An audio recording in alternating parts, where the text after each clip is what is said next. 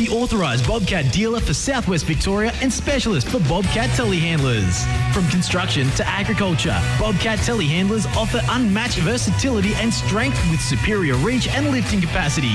Bobcat telehandlers are built tough to handle any challenge. Follow the sound of the roar and get to FSR equipped. Hugh Murray Drive, Colac East. Bobcat, one tough animal. With the footy and netball season here, the Colac RSL is your spot for post-game catch-ups. Grab a cold drink, enjoy delicious food and celebrate and commiserate with mates. If you're cheering from the sidelines or playing on the court or field, wind down at the Colac RSL. Your club delivers on the field. Think Water Colac delivers water solutions, serving the southwest for over 25 years. Irrigation and filtration systems to pumps and rainwater tanks, and your local experts in solar pump systems. Think Water Colac. They do water well. Thanks to Echidna Built, it's the Pregame show on CDFNL Live. Yes, preliminary final day here at the Central. It is Lorne taking on the Colac Imperials in a spot for this year's grand final. Before we go to Saturday Yarn, score updates thanks to Thinkwater. In the football this morning, it was Apollo Bay 5-9-39 defeated Illawarra Back 2 straight 12 in the under 12s. Under 15s, the Western Eagles 13-11-89 defeated Apollo Bay 2-1-13. And a thriller in the under 18s, Apollo Bay 5-5-35 defeated the Imps 5-4-34. And in the netball, 13 and unders, Illawarra Back 28 defeated Lorne 24. They came from behind to win that. The Bombers in the 15 and unders, Lorne 38 defeated Illawarra Back 36. 17 and unders, it was Western Eagles 28 defeated South Colac 26. That was a cracking game of netball. And in the D grade, Carly Intercourts, Lorne's All-Stars 34 defeated South Colac 32. C grade, Imps 31 defeated Birregurra 22. And in the B grade, South Colac 35 defeated Illawarra Back 21. A grade about to get started, Alvey versus Imps. Who wins that, guys? Because it is going to be an absolute belter of a game. I don't think it'll be like 2 weeks ago, I wouldn't think. Yeah, look, I've got this feeling that I think Imps might get up in that game. But yeah, anyway. I think they would have learned a hell of a lot from that game a fortnight ago. Eliza Cole and Chloe Gray will be really firm on them today. I reckon the Imps as well. Yeah. I've tipped them to make the grand final at the start of the year, and I think they can turn the tables. I reckon Imps might get up. Should All be a right, Tom, cracker. now for the Saturday Yarn. Yes, it is. Question 1, Pete Mulheron. It's Lorne defender Richard White's 300th club game today. How good has he been for both Lorne and the CDFNL over his career, mate?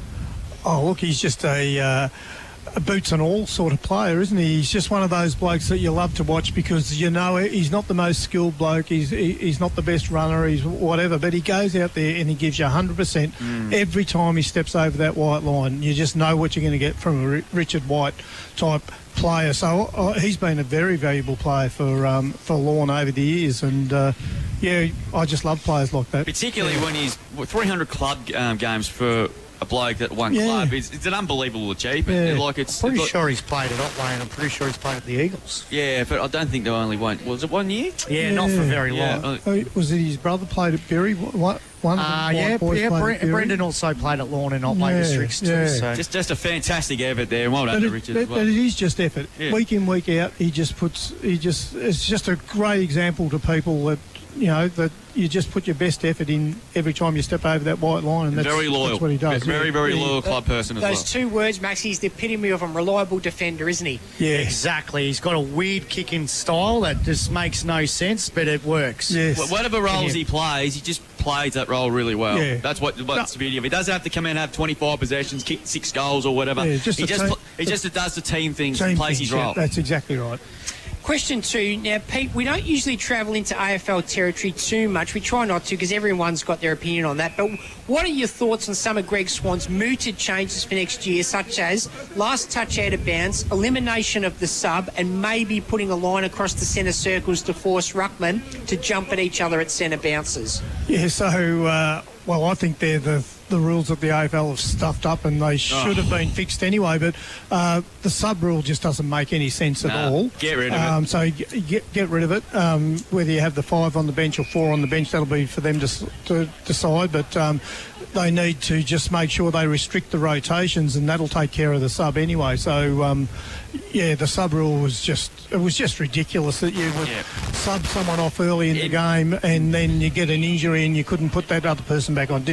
Never made sense at all. And last touch out of bounds, well, we carry on about the deliberate out of bounds. Yeah. It makes it black and white, doesn't it? Yeah, it does. So it's worked pretty well The only in thing South that Australian Max footy. will be big on this. If it filters through to local level, the way you train umpires, field umpires, is getting them in on the boundary to begin, and that might be taken Well, away. you still need boundary umpires. Yeah, you still need to call. So what if there's a marking contest and someone just balls it Out out of of bounds. bounds? It's out of bounds. Yep, exactly. Yeah. Yep. It's just from the last disposal. So if it's a handball, it's a kick, it's the opposition's play. I actually don't mind it. It's going to move the game a bit quicker. Yep. It eliminates some rucking. I was going to say it'll lessen the value of the ruck. Yeah, so exactly right. Tom de Conning might just have to go down a couple of mil. Yeah, so those, especially those big bullocking ruckmen, the strong-bodied ruckmen that do all their work at the boundary throw-in, might not be much good at centre bouncer, so it's going to make life tough for them. The line across the centre, well, I can't understand the ruck rule as it is. Every time the umpire blows a whistle, I don't know which way it's going to go. So Ruck lotto? Yeah, it is ruck lotto.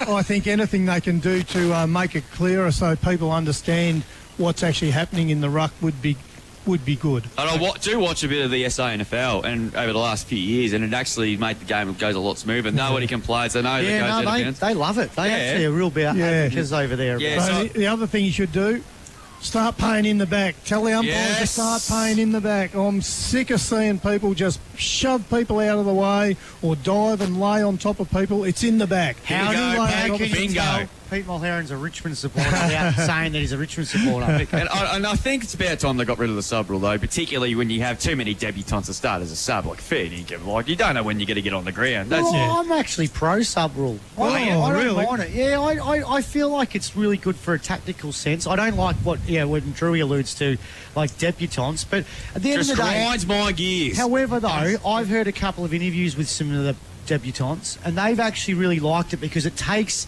the nerve out of it. So I get to sit there and watch the game unfold, and then I come out at a situation where, we need to win or the game's sort of done, and it sort of takes that element of it, and then they're a better player for game two. You can still do that on the interchange. The coach might... Well, you could, but interchange, they change over a lot.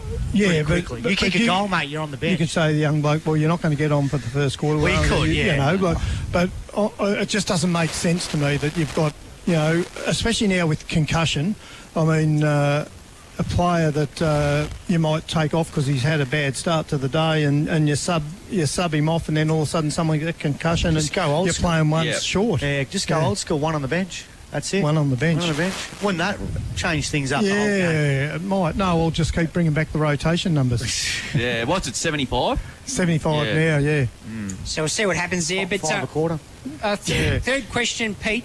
Who, in your opinion, takes out this year's Illawarra Biak best and fairest for footy? Oh, gee, that's a tough question as well, isn't it, mate? It's hard to go past Mitchy Thornton, isn't it? Well, you've got Mitchy Thornton and what's his name that was injured early in the year? Cooper Stevens, two outstanding players there. But probably every time we've seen Illawarra Biak play, I think Bryce McDonald's been right up there as their best player. Probably played more games than most. I know he missed a couple of weeks when he had the shower accident.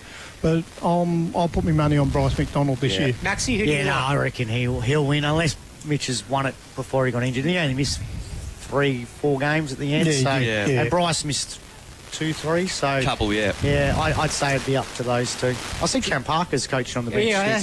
He was involved with the reserves as well. Yeah, I have to tend to agree with these boys. I think Bryce McDonald's had a fantastic year, and I know Mitch Thornton's going to be a fair bit in front before he got injured, but I think Bryce McDonald... Any chance Tommy Ennell polls well? He missed a bit of footy though.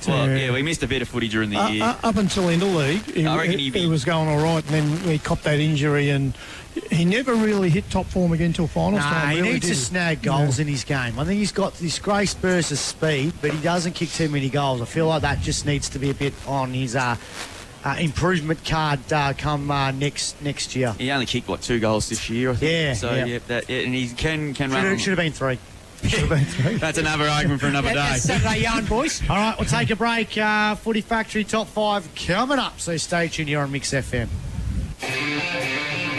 On Mix FM, this is CDFNL Live. Weekday Weekday mornings from 6, it's Mix Brekkie. Gold Coast talent. I mean, the talent is there. It's obvious to see. So, look, Saturday night's going to be fantastic. The tickets were sold out in about 6 hours. It's unbelievable how quickly they were gone. I'll tell you what, though, if the Gold Coast win, look out Shooters nightclub. That is going to be pouring with people getting in there and getting around that. Outstanding. I don't even know it, but it just sounds outstanding. Mix Brekkie for McDonald's Colac and Snap Fitness Colac. Mix FM. Oh, darling, it's cold outside.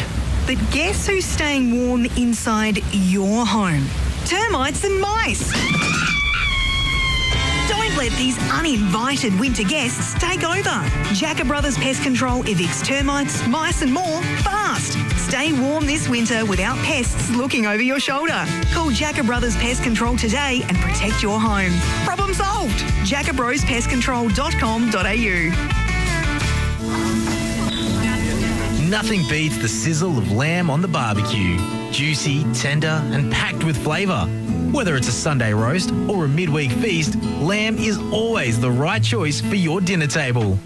If you're looking for a sizzling career opportunity, Minerva Foods, Colac's largest employer, is hiring. Join the team that brings quality meat to tables worldwide every day. Reach out to the Minerva Foods recruitment team today. G'day, Barry here from Colac. I've been with Roderick Insurance Brokers for over 10 years. They've always looked after our insurance, from the farm equipment and business to our home and cars. Give them a call so they can look after you too. Roderick Insurance Brokers, right advice, right decision. What makes you a local of the Great Southwest? You've probably had a swim in the lake. You've found yourself bogged in the Otway Forest. And you love a Holmes Bakery sausage roll.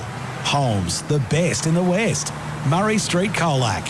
Is home or business security on your mind? Trust Stevcom, a fully licensed and accredited installer.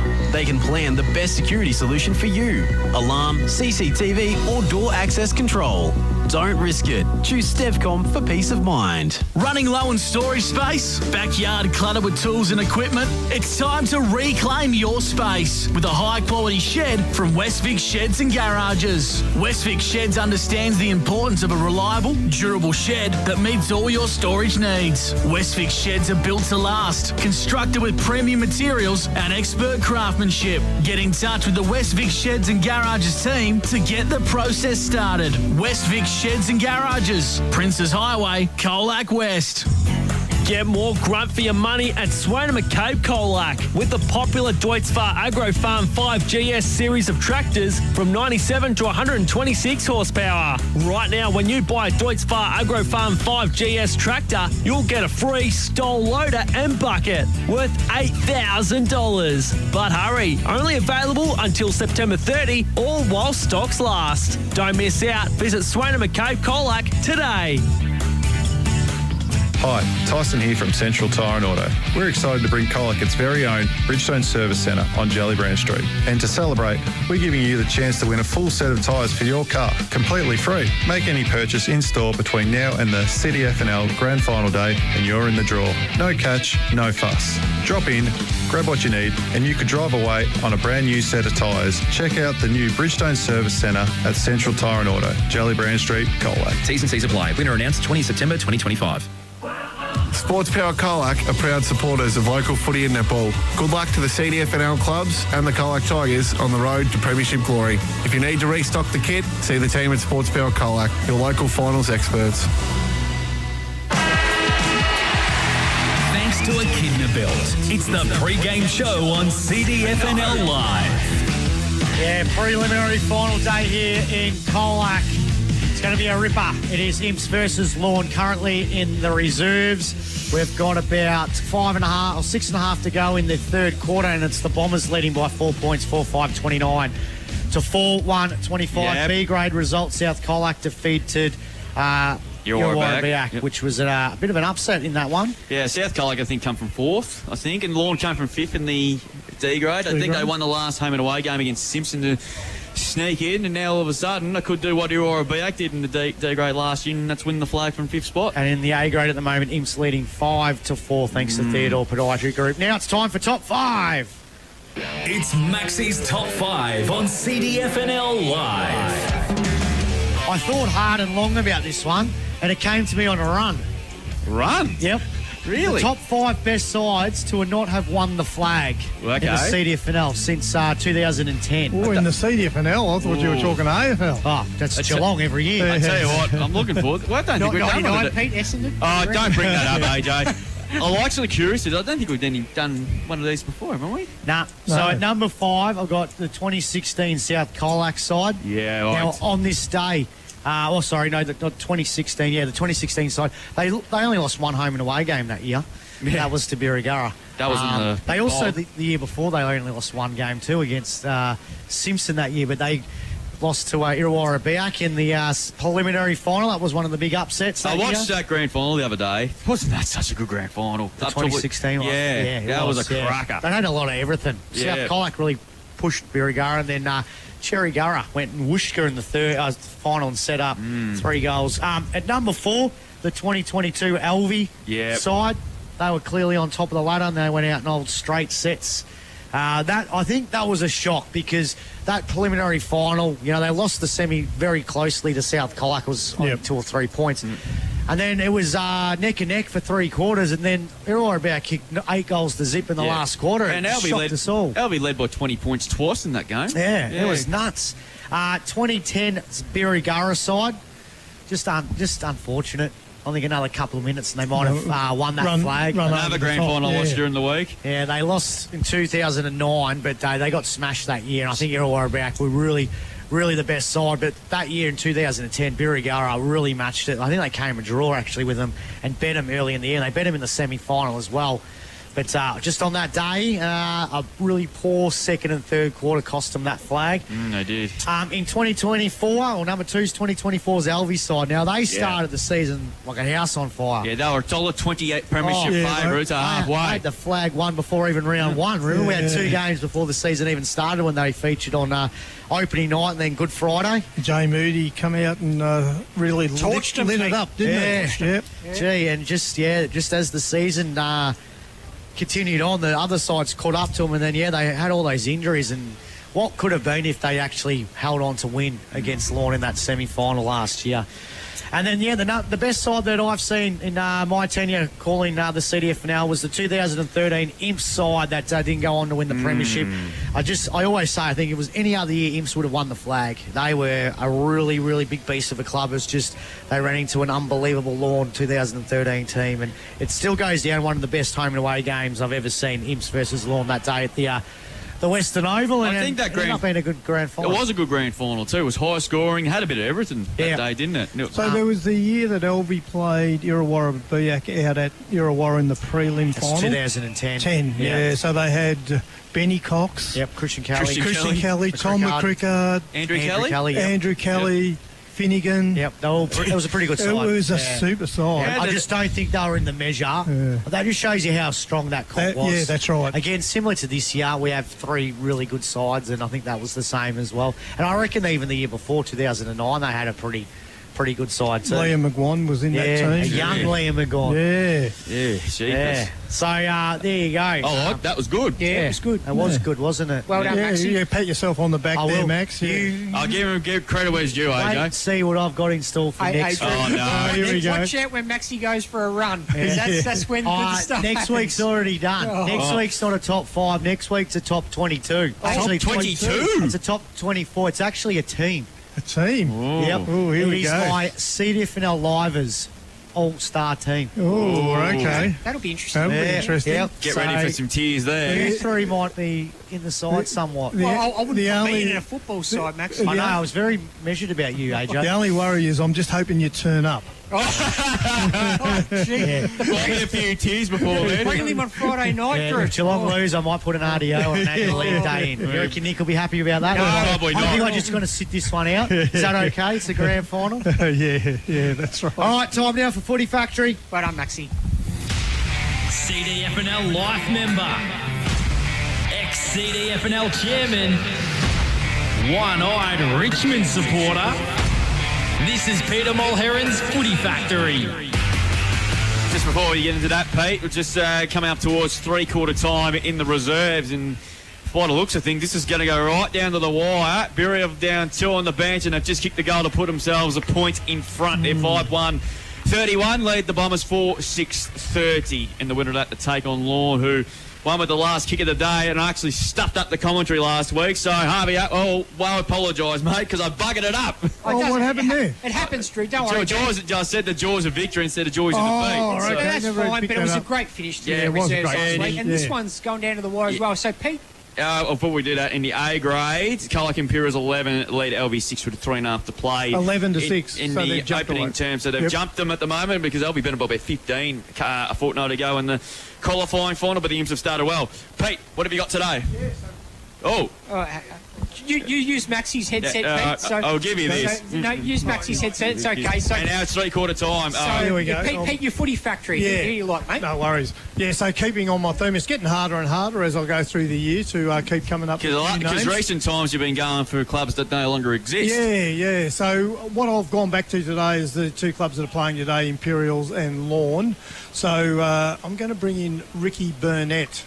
Right, he was an absolute star. Yeah, he was a little star, wasn't he? And the father of the current Burnetts that are there. Unfortunately, we lost him a few years ago. Way too soon. Yeah, but he played in the old VFL competition there at one stage. Yes. At Geelong West, I think. That's right. Yeah, that's right. It would have been in the 80s and the VFA. Yeah, VFA. Yep. And I think he would have been a part of that 95 premiership team too. Yeah, he was, yes. Imperials, just a great little on-baller, goal-kicking on-baller and very, very clever player, and you can see a bit of him in his two sons that are running around. So would he average sort of 30 goals a year, Pete? Yeah, he would be that type of little forward pocket. That, 1 to 2 a game. Yeah, that's right. And he was also pretty handy with the willow too. He was he was a gun cricketer. Great cricketer. Yeah, batter or bowler or what? Batter. Okay. Great batter. Yeah, he was an absolute gun cricketer. Yeah, not as good as Drew with the bat.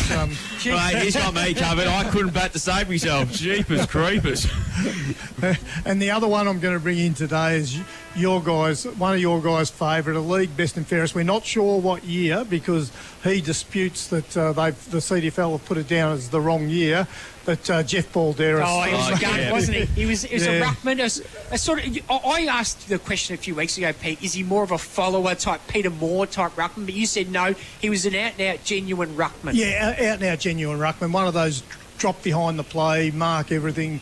The old brick wall, Peter Featherston type player, the old-fashioned ruck that used to drop back across half-back. So a bit like Levi Dare. Yeah, bit similar to Levi Dare, yeah. But and would he average like 10 marks a game or something like that? that would be, that was his game, the intercepting, marking at that time. So, he was a good player. And during the he said he retired in '89, Pete. So he would have played in that '80s era, which was a very strong era for Lorne. Well, he was a part of that the four in a row, in a row back in the early '80s, 79 or was it 80 to 84?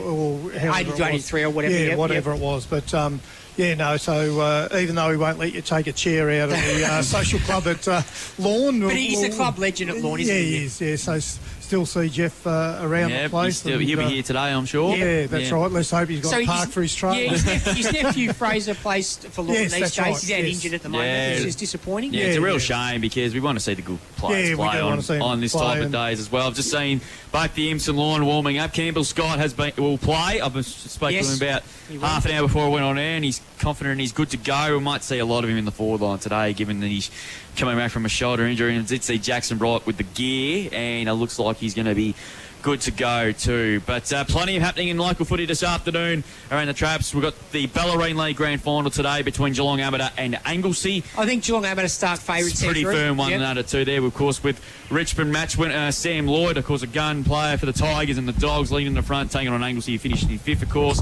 The Hampden League second semi-final, and Portland between North Warrnambool and Koroit. Who wins that, Drew? I did hear North Warrnambool pretty much at full strength, so I expect the Eagles to get the job done there. And there's a game in Camperdown tomorrow between arch rivals South Warrnambool and Warrnambool there too. So if you're not doing anything, getting on that, because the weather's meant to be beautiful tomorrow, about 21 degrees, so it should be really good. Colac Tigers travelled back down the highway today for the second semi-final. You're pretty bullish about their chances. I reckon I think they'll start favourites, AJ. I think they'll get the job done against St Joseph's. And, of course, the loser of that winner goes straight into the grand final on the grand final public holiday Friday at GMHBA, while the loser will play the winner of tomorrow's first semi-final between St Mary's and Newtown. Newtown trying to avoid a straight set exit. And in the GDFL preliminary final today as well, we've got East Geelong taking on Bellpost Hill. Yes, it is. I think East Geelong win that, Drew. Yeah, and the Warrnambool District Football Netball League Grand Final, we'll get to see Naranda taking on Allensford there. A bit of CDFNL following there. Charlie Grist involved from Illawarra back, of course. I'll take him for first goal kicker. Yeah, like Benny McFarlane from Birregurra is also involved in that, and also Lukey Wheel from Naranda involved. And I did hear that it could be his last game today. Bit of a rumour there, yeah, Drew. that was a bit of a rumour that's going around the traps. At the moment, they're the last quarter of the two is just about to get underway. The Saints lead by a point, or Colac Imperials have got the jump on Elvie in the A-grade netball prelim final. The winner to take on Illawarra back in next Saturday's grand final. We'll take a break here on CDFNL Live. Back with plenty more after this here on preliminary final day. It's the Colac Imperials taking on Lorne. The winner to take on the Swans next Saturday in the big one. On Mix FM, this is CDFNL Live. Weekday mornings from 6, it's Mix Brekkie. What's going on down in Apollo? Plenty happening down there. Plenty across the Great Ocean Road as well. The Surf Coast Century is this weekend with Lippy. So the ultra marathons, the 100-kilometre and 50-kilometre Is that why you're races. here today, just prepping? Yeah, I'm prepping. You know me. It's not an ultra marathon. It's a kid's fun. Mix Brekkie for McDonald's Colac and Snap Fitness Colac. Mix FM. Oh, darling, it's cold outside. But guess who's staying warm inside your home? Termites and mice. Don't let these uninvited winter guests take over. Jacker Brothers Pest Control evicts termites, mice and more fast. Stay warm this winter without pests looking over your shoulder. Call Jacker Brothers Pest Control today and protect your home. Problem solved. jackerbrospestcontrol.com.au. Nothing beats the sizzle of lamb on the barbecue. Juicy, tender, and packed with flavour. Whether it's a Sunday roast or a midweek feast, lamb is always the right choice for your dinner table. If you're looking for a sizzling career opportunity, Minerva Foods, Colac's largest employer, is hiring. Join the team that brings quality meat to tables worldwide every day. Reach out to the Minerva Foods recruitment team today. G'day, Barry here from Colac. I've been with Roderick Insurance Brokers for over 10 years. They've always looked after our insurance, from the farm equipment and business to our home and cars. Give them a call so they can look after you too. Roderick Insurance Brokers, right advice, right decision. What makes you a local of the Great Southwest? You've dressed up and walked down Murray Street for the Kana Parade. You've ran a couple of laps of Botanical Gardens. And a Holmes pie is the only pie you love. Holmes, the best in the West. Murray Street, Colac. Quality and professional earth-moving solutions, that's LGK Earthworks, a family-run business tackling your rural, civil and landscaping projects. For a free, no-obligation quote, lgkearthworks.com.au. Check out their exceptional eye for detail on Instagram. Ready to win $1,000 in cash? Yes, please! Simply purchase a $5 ticket to win big with Richardson Real Estate. Jump on the Facebook page or pop into the office on Murray Street. All proceeds go directly to Let's Talk Colac's Walk the Walk event, supporting mental health initiatives in our community. Don't miss your shot at $1,000 in cash. Grab your $5 raffle ticket today from Richardson Real Estate. You could be the lucky winner. Discover a smarter, faster, greener way to build with Echidna Built, a new standard in modular construction. Eco-friendly, high-quality modular buildings, tailored solutions for modern living and working. Perfect for expanding your home or growing your business. Design options range from 1 and 2 bedroom second dwellings or 2, 3 and 4 bedroom homes. Crafted with meticulous detail, every module blends modern aesthetics with sustainable practices. echidnabuilt.com.au, part of the CMTP group. Sports Power Colac are proud supporters of local footy and netball. Good luck to the CDFNL clubs and the Colac Tigers on the road to premiership glory. If you need to restock the kit, see the team at Sports Power Colac, your local finals experts. With the footy and netball season here, the Colac RSL is your spot for post-game catch-ups. Grab a cold drink, enjoy delicious food and celebrate and commiserate with mates. If you're cheering from the sidelines or playing on the court or field, wind down at the Colac RSL. Solomon's Flooring and Beaumont Tiles Geelong. Your complete reno needs under one roof. Tiles, tapware, baths, toilets, vanities, carpet, engineered timber, vinyl and blinds. They come to you for on-site measuring, installation and advice. Conditions apply. Our legendary tradie on Mix FM. Powered by Sports Power Colac, FSR Equip, KFC Colac and Minerva Foods. This is CDFNL Live. Yes, preliminary final day here at the Central Reserve. Overcast conditions, but I reckon the rain might just hold off. Yeah, it's beautiful today. Don't trust me though. Don't trust the weather It's experts. not cold though. It's Beautiful. About 15, 16 degrees. And it should be an absolute ripper. Imps versus Lorne winner will play in the grand final. Currently in the A-grade netball, thanks to Theodore Podiatry Group, we've got 11 and a half to go in the second quarter. It's the Imps 18 leading LV 12. We get to dissect our big senior game this afternoon, boys. A couple of changes. Campbell Scott looks like he's in. Who's out, Drewy? Trooper McKay, I believe. Well, that's tough. He's played all games this year, 19 of them. And then Jackson Bright comes in for the big BVH or BVDH. So Brighty, who's a stalwart player, premiership player with Lorne last year, but a sensational GFL player with the Bell Park Footy Club. Pete Mulherron, what do you reckon? What's going to happen today, sir? They're two pretty important ins if they're fit, aren't they? Campbell Scott is a super player. He is. And until Bailey was on the scene last year, Campbell we would have rated as Imperial's best player. He was the man that was the most dangerous down there forward. So I understand why they've rolled the dice. I just hope that he's fit, and I hope that if Imps get through today, that he doesn't do further injury and he's there next week. Where do you play him? I think I'd play him in the forward line. Yep. I would definitely keep him out of that centre square. We were there the day he injured his shoulder against Lorne, where he was in the centre square. I don't think you need to put him in there. I think they've got enough talent in there. They need somebody down forward that can take a mark, which he can. He marks above his height, and he can kick a miraculous goal. I've seen that a few times. And we all know he's better on the run, of course. But which is true. Is he one though? If it's you're losing it out of the midfield, is he one that you have to break the glass and put him in? Yeah, not today. Not today. Well, look, they know how fit he is. There's a risk of him re-injuring himself today. I'm not taking that, putting him at any more risk than I need to, because I don't think he could be the difference between winning and losing next week. That's true. That's what's on the line here. So I know if you're not there next week, you can't win. But I think their task is a lot easier with him in the side next week. I always say that the prelims are your money makers. This is when you want your money makers to play and to win. But I'd view him today. If he can snag 2 or 3 goals, he's done his role. I don't need him to get 30 possessions. I just want him to. Let's say he does play forward. Who would you play on him if you're Lorne? Oh, gee, that's a tough one. When we go, maybe O'Brien Henderson, would he be someone that would match up on him? Or Prasastic, maybe? Yeah, Prasastic. I like him more as a midfielder.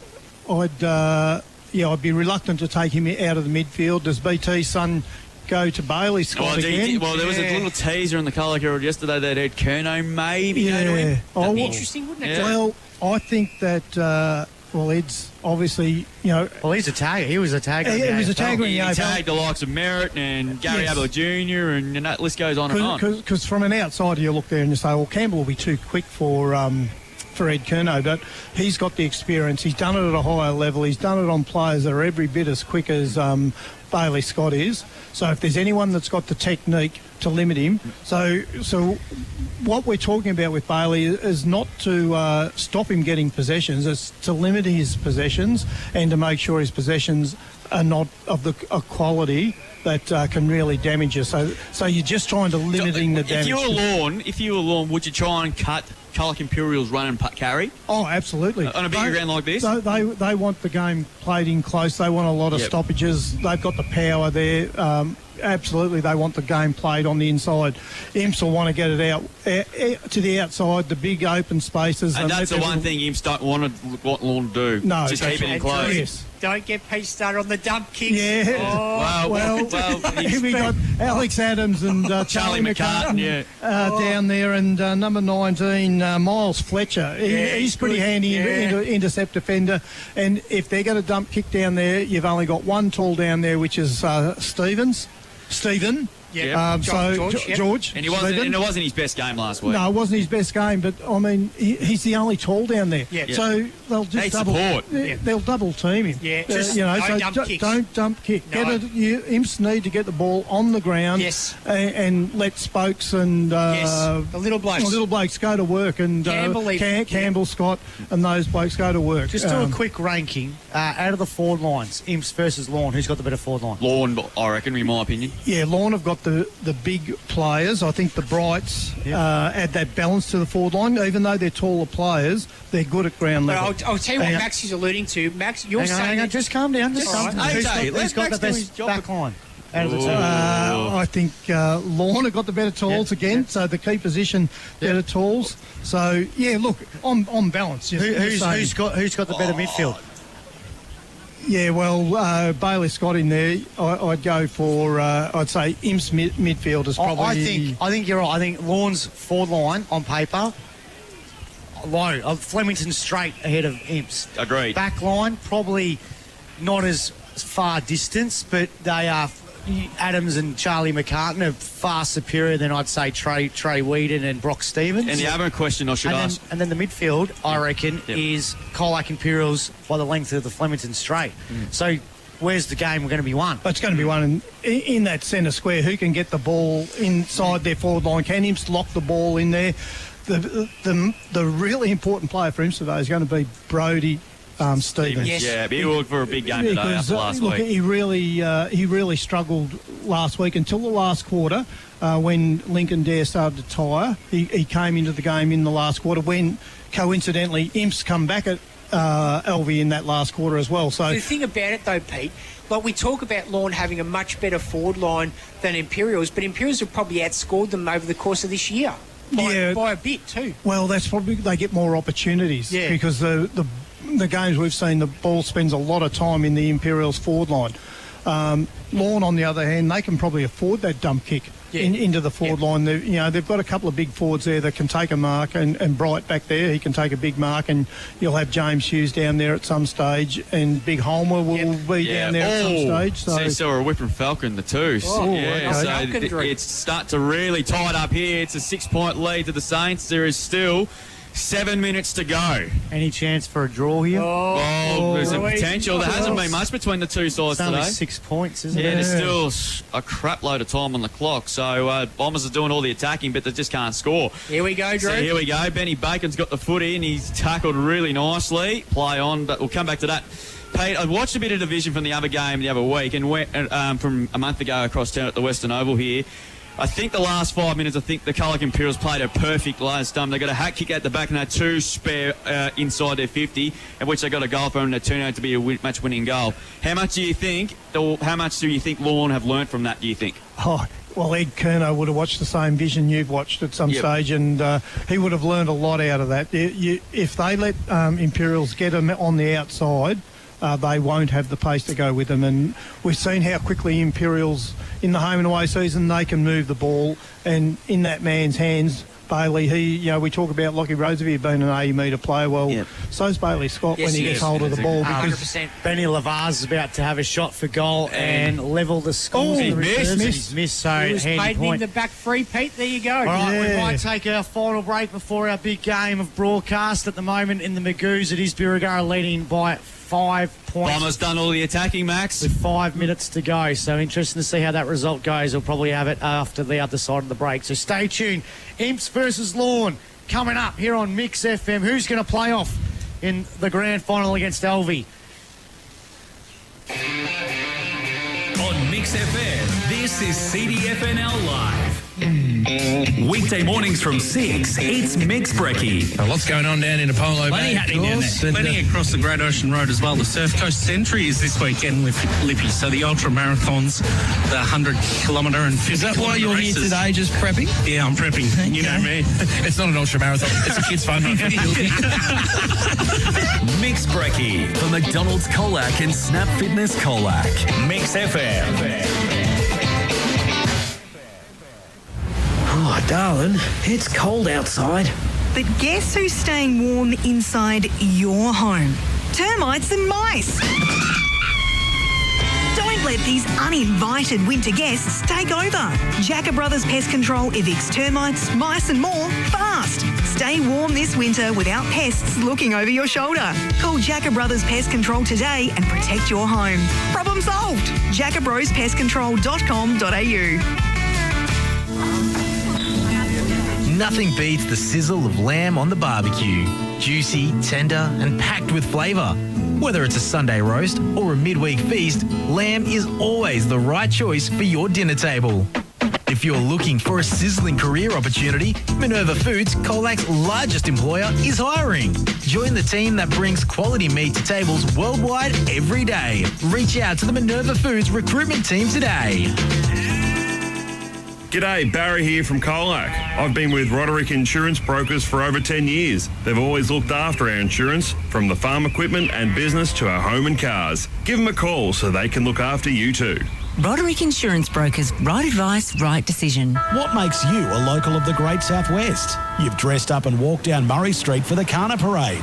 You've ran a couple of laps of Botanical Gardens. And a Holmes pie is the only pie you love. Holmes, the best in the West. Murray Street, Colac. Quality and professional earth-moving solutions, that's LGK Earthworks, a family-run business tackling your rural, civil and landscaping projects. For a free, no-obligation quote, lgkearthworks.com.au. Check out their exceptional eye for detail on Instagram. Ready to win $1,000 in cash? Yes, please! Simply purchase a $5 ticket to win big with Richardson Real Estate. Jump on the Facebook page or pop into the office on Murray Street. All proceeds go directly to Let's Talk Colac's Walk the Walk event, supporting mental health initiatives in our community. Don't miss your shot at $1,000 in cash. Grab your $5 raffle ticket today from Richardson Real Estate. You could be the lucky winner. Discover a smarter, faster, greener way to build with Echidna Built, a new standard in modular construction. Eco-friendly, high-quality modular buildings, tailored solutions for modern living and working. Perfect for expanding your home or growing your business. Design options range from 1 and 2 bedroom second dwellings or 2, 3 and 4 bedroom homes. Crafted with meticulous detail, every module blends modern aesthetics with sustainable practices. echidnabuilt.com.au, part of the CMTP group. Sports Power Colac are proud supporters of local footy and netball. Good luck to the CDFNL clubs and the Colac Tigers on the road to premiership glory. If you need to restock the kit, see the team at Sports Power Colac, your local finals experts. With the footy and netball season here, the Colac RSL is your spot for post-game catch-ups. Grab a cold drink, enjoy delicious food and celebrate and commiserate with mates. If you're cheering from the sidelines or playing on the court or field, wind down at the Colac RSL. Solomon's Flooring and Beaumont Tiles Geelong. Your complete reno needs under one roof. Tiles, tapware, baths, toilets, vanities, carpet, engineered timber, vinyl and blinds. They come to you for on-site measuring, installation and advice. Conditions apply. Our legendary tradie on Mix FM. Powered by Sports Power Colac, FSR Equip, KFC Colac and Minerva Foods. This is CDFNL Live. Yeah, it's one of the favourite days of the year. It's preliminary final day. Winners go off to the grand final. We've got a big one coming in about 10 minutes' time. It's the Colac Imperials versus Lorne. Yep. Sorry, I forgot. And it should be an absolute ripper of a game of football. At the moment in the reserves, it's a 5-point lead to Birregurra, 6-1-37 to 4-8-32. But there is another shot for goal that could pretty much be on the siren. Yep. Last week we had Lorne after the siren. This week it looks like Illawarra Biak. Yeah, Lockie Farr's got the footy here he'll kick from about 40 out. How far can he kick it? If he kicks this, the Bombers will win. So he comes in now, 35, kicks, and he goes! Bang! So second week in a row, the Saints are going to be pipped on the post. Snatched it from the jaws of? The jaws of defeat. There you go, I made way for him. Drew's had redemption. He's got it. Like I said, I apologise. I made a stuff up last week, so I apologise. We move on, and the Lorne are going to take on the Bombers next week in the grand final. They've come from the clouds, Pete. So there's 20 seconds left, Drewy, so the umpire's got to bounce it. There's no time on in reserves footy, so they'll have... they're down to 11 seconds. He's left behind the ruck. So they've stuck the free kick. There's a free kick. There's a free kick to somebody, but doesn't matter. The siren's going to see out, and the Bombers win by a point. Oh, Luke Foy's got the ball in his hands there. Absolutely jubilant, the Bombers. Wow, what a finish. Imagine that, 2 finals in a row. You lose pretty much with the last kick of the day. Couple of rotations down, Pete, for Birregurra. Yeah, they had a couple of blokes go off early, one on the stretcher, and... and there's one on the crutches on now. the crutches now, number 48. Wow, we've seen a ripping finish here. Lockie Farr kicks it straight through the middle. It was a free kick. He was probably there. So, look, the Bombers, well done to Lukey Vickers, and he hugs his son, George. That is absolutely magnificent. So, the Bombers are going to have a crack at the Dolphins next week in the grand final. And Shapes is a good one, Drew, doesn't it? Should be. Lorne will start favourites, but the Bombers there, they've done an amazing job. They've got some ripping juniors as well, like Mitchie Hall and Brody Hardy kicked a couple absolute rippers, and he's making, obviously, those two are going to be stars for plenty of years to come. So, wow, what a couple of cracking games to footy, and hopefully this game is twice as good as Luke O'Shannessy leads the Cats onto the ground, Pete. We'd love a finish like that coming up in the senior game, wouldn't we? Pete, interesting. Imperials, of course, qualified as being the higher ranked team. They're wearing the white shorts today. That's what Geelong do every week. Yes, so that is true. Looks better. Yeah, so they would get the choice to use whatever shorts they want because they were the high finishing team. That's the normal process unless it's been changed since I was involved. As Maxie said, it does look better visually, being Lorne in the black shorts and Imperials in the white shorts. Everyone should just wear home shorts if it doesn't clash. Yeah, I don't mind that either. Yeah, well, I mean, it's up to the league. And that actually used to be the rule, and then the clubs changed it. Yeah. Because I remember Illawarra back playing Imperials, and they were both wearing their home shorts and stuff. Well, there was a difference of opinion whether it clashed or not from some club officials, so they thought it was easier to have a rule. Lorne's wearing white shorts. Oh my God! Oh, they are too. Oh, what's going on here? There's a big stuff up of the week coming up. Peter Hickey. There is a stuff. No. So we've got two sides. I've said let's just wear home shorts each. They're wearing away shorts each. Oh, no. Oh, here we go. Who organised this? What's going on? Shortgate. Oh, my God. So I've told you the story when I was doing V-Line Cup and we were the Hampden League. The V-Line boys. And we wore the Geelong Falcons jumper and we played the Falcons number 2 team. And they also wore the Falcons jumper, but neither of us realised until we actually ran onto the ground we had the same jumper on. You remember earlier in the year, Pete, when Otway Districts played at Pirate Bay and we were there, and Otway Districts was wearing their special 150th jersey. Yes. They wore the white shorts, and Apollo Bay wore the white shorts as well. So it has happened this year in the CDFNL, but gee, I didn't think it had happened at a final. No, that's right. Wow.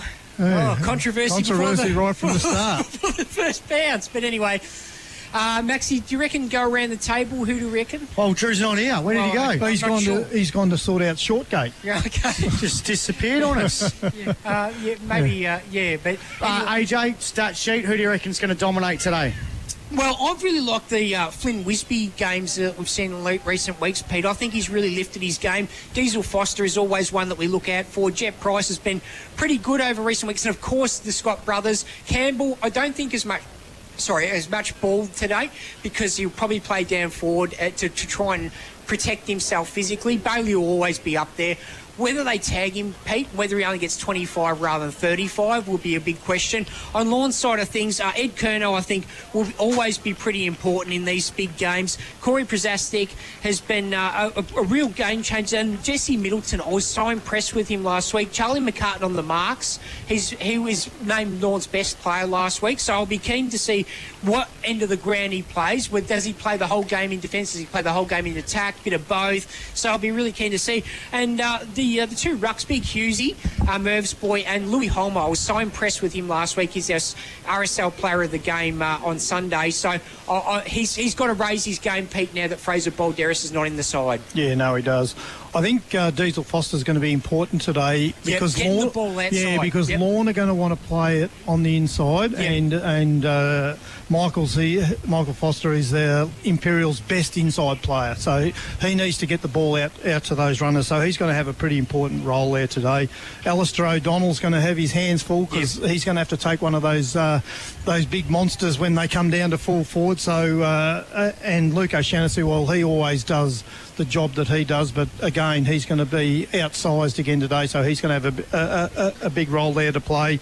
I think the two Foster boys probably really need to stand up. They need their height today, so they're going to have Absolutely, Brad and Jared. Yeah, they're going to have to impose themselves onto the game, and then up forward, George Stephen. You know, it's going to be a crucial role that he's going to play. One out up there, really. He's their only forward of significant size, so George is going to have a big role there. If he can't mark the ball, he needs to get it to ground. On the other side, will Ed Curnow take on Bailey Scott? That's the question. That's the word going around. Yeah, I think he probably will. They've got the two Middleton boys that give them that run and carry on the outside. Oscar Coots, you know, just a big monster there on ball, isn't he? Who goes to him? Oh, gee, I don't think they've got a player that really matches physically up with him. So, wouldn't have thought so. Do they just go to head with Campbell Tennis on him? Just see who does the most damage. And didn't play his best game when they met earlier a few weeks ago, but when we did, it was quiet, but he was okay. Yes, didn't dominate. The impressive thing about that game 4 or 5 weeks ago was there wasn't a bad player on the ground, was there? No, there wasn't. It was so evenly across the board. So, and Bailey didn't dominate that day. No. He only kicked the one and really didn't have a big say in it. So the other bloke that's really jumped up in the final series, Liam Sayers. Yeah. You know, he's been super, hasn't he? So, you know, if Bailey really gets off the chain, is Liam Sayers someone that could go and potentially play for a short time? I know you wouldn't want to give him the role all day, but then you've got Cole Fox up forward. I think he's really going to have a presence. They have lacked a little bit of ground presence in their forward line. Costello, I don't think he's still there. Who's kicked a few goals, so he's going to have an important role to play as well. Let's quickly go around the broadcast box today and who's going to win. And margin and first goal kicker, Sir AJ Brady. Thanks for going to me first, Maxie. Imperials by 1 point, hopefully in extra time, and I've got to go Bailey Scott first goal. How we'd be hoping that. Drewy. Imps for me by 3 points. First goal kicker, I'm going to go Campbell Scott. Campbell Scott. I'm going to go Imps by 2 points. Okay. So I'm going to go first goal kicker. I'll go with who's wandering George Stephen. forward, George Stephen. Start in the middle. I'm going to go Lorne, 12 points. First goal kicker. Let's go for the 300 gamer, Richie White, just for his sneaky. In the A-grade netball at the moment, it is in the third quarter. Imps look home 38-19. Ooh, okay. So finally, we have a different grand final set up in the A-grade netball. Well, my odds are drifted because Campbell Scott's starting on the bench. There you go. So where's Richard White? He'll be in the back pocket somewhere. Yeah. So it looks Lorne are kicking to the Colac Golf Club driving range end. the double white shorts crew. So here we go. Umpire Lockie Searle's got the footy to kick things off. So Oscar Coots and who's that with him? Come back to that, Pete. So preliminary final 2025 underway. Who's going to take on the Swans next Saturday for the big one as George Stephen lays a very heavy tackle, ball pin. And we're going to have a ball up here. McCartan starting at centre-half back. Looks like Theodore starting out of the goal square. Coots and Tennis. Looks like Cole Fox has got the job of Bailey Scott. Hughes starting in the ruck. Picks it out. Gets a hand pass away. Whedon traps it. Gives it to Bailey Scott. Hand passes towards the wing position there. Cunningham couldn't quite take it cleanly. He ran over the football. Coming through Stephen. Couldn't quite take it. Fletcher at the back there for the Dolphins. He couldn't take it either. It's a hot start to this one. Ryan over the top. Trying to get the ball out. Did he drag it in? Umpire says, boys, give it to me and I'll sort it out. We'll get a ball up. Hot start to this contest. You're right there. Cole Fox looks like he's going to try and do the job on Bailey Scott. And Ted Middleton's been picked up by Liam Cunningham, which is an interesting one. Curnow Couldn't quite trap it. Coots got dispossessed, got stripped out of the footy. Matthews is well tackled there by Scott. Play on the call. Comes out there to Stephen there for the Cats. Chipping ball's not a great kick. Tapped nicely by Pazastek. He's immediately tackled there by Tanis. And we're going to get a ball up yet again here. So both sides are sorting themselves out. McCartan and Foster. Yeah. Big role for Foster. It is. Hughes beautifully down to Fletcher. Kick partly smothered off the boot there. Ted Middleton takes it away. Kick, left foot kick. It's a big kick to centre half forward. O'Shannessy got up high against Manganelli. Good spoil. O'Shannessy should run it, but overran the footy. Manganelli's in here. He kicked the first last week. Chipping ball nicely. And Jackson Wright's taken the mark. He's back in the side this week after a month there with an ankle injury. And she'll go back and kick the first score from about 25 out on a 45 degree. That's his value there too, isn't it? He just gives them another option. He had Homer on there. He could have kicked it to either of those players, but he chose Bright, and he should convert from here. 23 goals for the season, Jackson Bright, a champion goal kicker at Bell Park in his second year. Like I said, first game in a month, kick on the way, and he likes it. Dolphins strike first in the preliminary final. And it's also a premium group paid play of the day as well. It was good build-up as well from that stoppage on the wing. And the Dolphins go to 1 straight 6. Imps yet to trouble the scorers to play 2 minutes opening term on the Greg Allen Fire Machinery scoreboard. Yeah, so I think O'Shannessy to Bright would be a better match-up there, because he's a more dangerous forward than Turney that he's playing on. Yeah, so that's a nice start there. And O'Donnell is playing on Holmer. Another match up there. Back in the middle here. Giving away a bit of strength there, Pete. Yeah, they are. So Hughes up against Stevens. Hughes just punches it forward. Here's a chance for Curnow. He kicked the ball forward, but it sort of went off the side of the boot. Spokes just chasing it. O'Brien Henderson. Scott's there as well. He wants a free kick. He's going to get it. It was held off the football. So Bailey Scott's got it. Grandstand side win. Yeah, Predator playing a pretty open forward line too, the Colac Imperials. So Scott now, kick. Wasn't great. Bounces ball. Good use of the body here. Cunningham's trying to go to the football. Gets the hand pass over top to Melville. Melville somehow got it over top cheekily to Price. Price's kick wasn't great. Bounce away from McCartan. Here's a chance for Foster. McCartan under pressure. Foster tries to palm it forward volleyball style. Here's Fletcher. He gathers the football though. Kick wasn't great. Tannis, he's tackled straight away. The Flying Fox kicks it. Went straight to Stephen. Georgie Boy kicks it straight in the palm. Oh, for the chest of Charlie McCartan, who's marked number 1, AJ. Correct, on the Stepcom stat sheet. I reckon he's going to have a few. Got 19 in that round 18 game last year against him. Middleton couldn't take the mark at the half-forward flank or the half-back flank. He's going to get a free kick for high right in front of the grandstand here at the centre reserve. So Ted Middleton not playing for Footscray today, I see. No. But he was able to play a few games with them. 3 VFL games, in fact, which is great. His kick was a mongrel punt, but it found big Oscar Coots, who just winds up from centre wing, kicks at the centre half forward there. Louis Homer couldn't take the mark. Here's a chance now for a teammate. There he goes short, and he finds a Mickey Diesel Foster. He's got it on centre wing. He's going to go inbound looking for a teammate. Wasn't great. Chance for Bailey Scott. Here we go. He gets the hand pass over the top now. Foster puts it inside the forward 50. Price couldn't get it. Here's Richard White, picked up by Wisby. He's tackled straight away. Sayers, backwards hand pass inside his defensive 50. Gathers his own footy. Hand pass wasn't good. He's going to get it's a throw. It's a throw, so free kick will go the way of the Imps. And it'll be a shot for goal for Jet Price, who was pretty quiet. He went into witness protection last week. He wants to get out of there pretty quickly and snag a few. He's had a wonderful year, 30 goals. For the season. One of the best first names going around, not just in football, Jet. He'll have a shot for goal just inside the 50 to level the scores. 4.5 gone. He's kicking to the city end. KFC Colac into the ground. His kick's going to drop short. Stayed in. No one's going to take the mark. It's going to be rushed through for a behind. So the Imps on the board, 1 behind, 1 point. Lorne 1 straight 6, 4.5 gone opening quarter here. A couple of entries inside 50. Lorne have had Imperials have had the haphazard kick, which I like. It's kept the ball on the ground.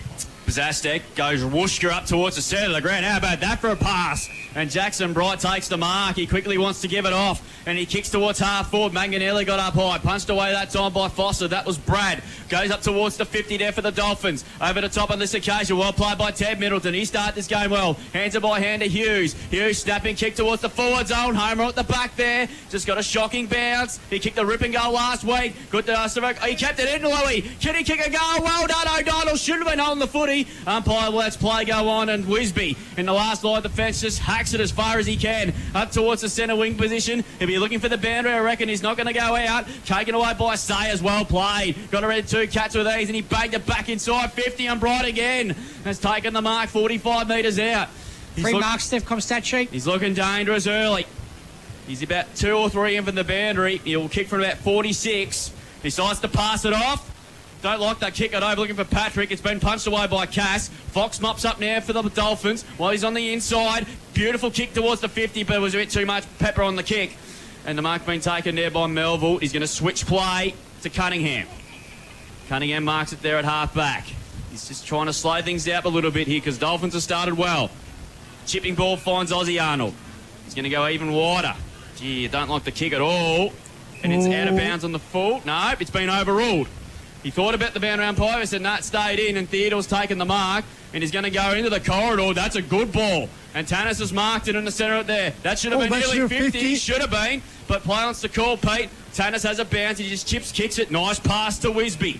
He marks it there at 70 metres out. Good kick, and looking for Campbell Scott. He's in for the first time today. Couldn't mark it. Lacing good pressure there on White. Ball still to ground. Ryan pushed in the back. Umpire said play on.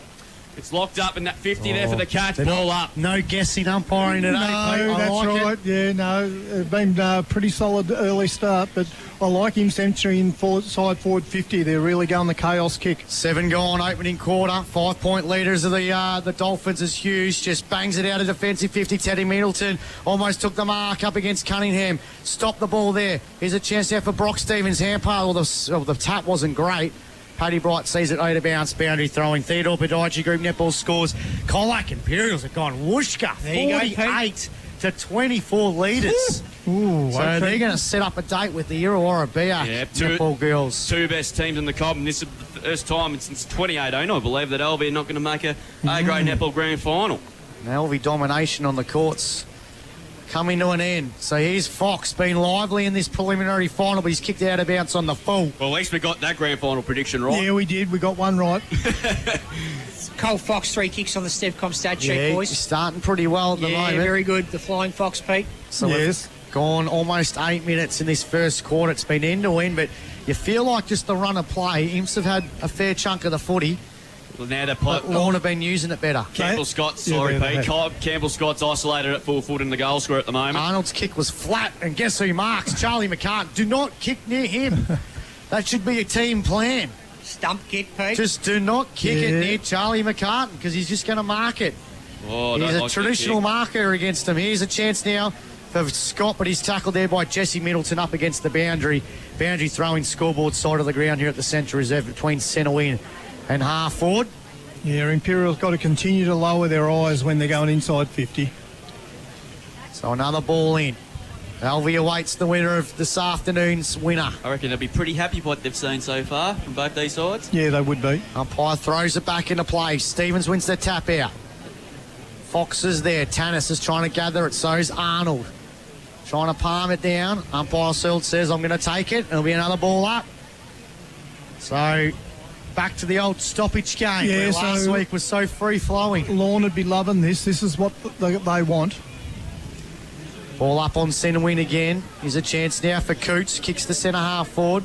Looking for Bright. Brock Stevens is there. Good pick up there by O'Donnell. Hand pass, though, wasn't great. Beats Coots and Bailey Scott. They exchange insurances. And there'll be another boundary throw-in. Imps 1 point. Lorne 1 goal. 9 minutes gone. First quarter. Seeing that Lorne have got a spare behind the footy at this stoppage as well. And guess who it is? Yeah, Charlie boy. Yep. So boundary throw-in. Hughes against Stevens again. Hughes grabs it out of the ruck and just slams on the boot. Up towards the 50-metre line. Bouncing footy here should favour Holmer. Just couldn't quite take it cleanly. Getting back there on the game was Whedon. Hand pass it out. It was set O'Donnell up. Gee, they're mucking around with the footy, but Whedon's just hucks it out to centre wing, and they'll take it out of play, and we'll get a boundary throw in. It's touched off the boot. Yeah, on that occasion there was appeal for deliberate, but it was touched off the boot, says umpire Mark Robb, with Craig Kerr doing the emergency umpiring this afternoon. Of course, he umpired the 18s, and what a game that was. Hey, James Hughes is clearly monstering Big Stevens in the ruck. Jared Foster now having a run there. Yeah, we've seen Stevens start slow in other games, and he works his way into the game. Let's hope for his sake he can. Hughes won the tap down yet again. Tannis couldn't take it. Coming through now on that occasion was Whedon. Hand passed out wide to McKay. He was good last week. Hacks the kick towards half forward. McCartan underneath it again. Oh. Too good. Stop kicking it towards him. He's just going to mark it. Stat sheet. And he's going to go back towards the 50-metre zone. Defensive 50, that is, to Pazastek. He has turned into a darn good player, Corey Pazastek. Represented the Interleague this year as well. He goes out wide, set up Ryan, but he's got enough time to take it away. Take it away, he does. Good chipping ball and Piers. Richard Wright in game, 300 for his club. Hand pass to O'Brien Henderson. He kicks up towards half forward. Nice kick to Paddy Bright. He's too far out to score. 2.5 kicks from goal. Pretty crowded forward line. That's not a goal. It's a good kick. Is it out in the full? Out in the full, I reckon. Tired Middleton couldn't quite take it cleanly, and there's going to be a conference, and Lockie Searles is going to come in and share. But the boundary umpire was in an awkward position. We're right there, though. We're right in front of the boundary umpire. So Lockie Searle. So He's telling Bailey Scott to get out of the way. And it's going to be a boundary throw. Okay. I think there'll be a bit of common sense prevailed in the end. Rare occasion of that in the football circles this season. So the Dolphins inside 50 again. It's a goal to 1 point. Jackson Bright, the only goal kicker so far. He's lurking again. Here's the test for Jesse Middleton. He's caught. Should be holding the footy. And it is. The Cats went out again. The Cats defence, Pete, so fast, holding up okay. Yeah, no, it's holding together okay. Richard White, very nervous man, one out with Campbell Scott inside the forward 50. Ball. He needs a chance for Tannis in those flashy green boots. Cole Reamer's type boots, AJ. Yeah, that's right. Of course, he's going to go inbound. Good kick. Finds Foster. In fact, it's Glenner, I should say. So Glennon has on the edge of the square, defensive side. He's going to pop it up towards the half-forward zone. Cass at the back there, had to come to meet it, brought the ball to ground. Adams dived over the top of it. It's not coming out. Timmy Whitehead says, give it to me, and I'll throw it in the air at left half-forward for the Colac Imperials. 0-1 behind 1 point. Lorne 1 straight 6 with a goal to Jackson Bright. They came in the opening 2 minutes. Since then, it's been a stalemate. Good contest there from Cass to get the ball to the ground. Good contested football at the moment. Here's Fox. Just like it was a few weeks ago too, wasn't it? It really was a real fair dinkum arm wrestle at the Western Oval. And it feels like this is what this game's going to be as well. Not that open game style that we had last week. Albion Imps, here's a chance now for Kerno. Kicks the ball forward, bouncing ball. Trying to pluck the ball there for Zaztek. Here's a chance now for the Imps through Brock Stevens. Dribbling kick on the top of the 50. Cass gathers it. Here's a chance now for Kerno at half-back. Assesses his options. He's going to go down the guts of the central. Kick was pretty good.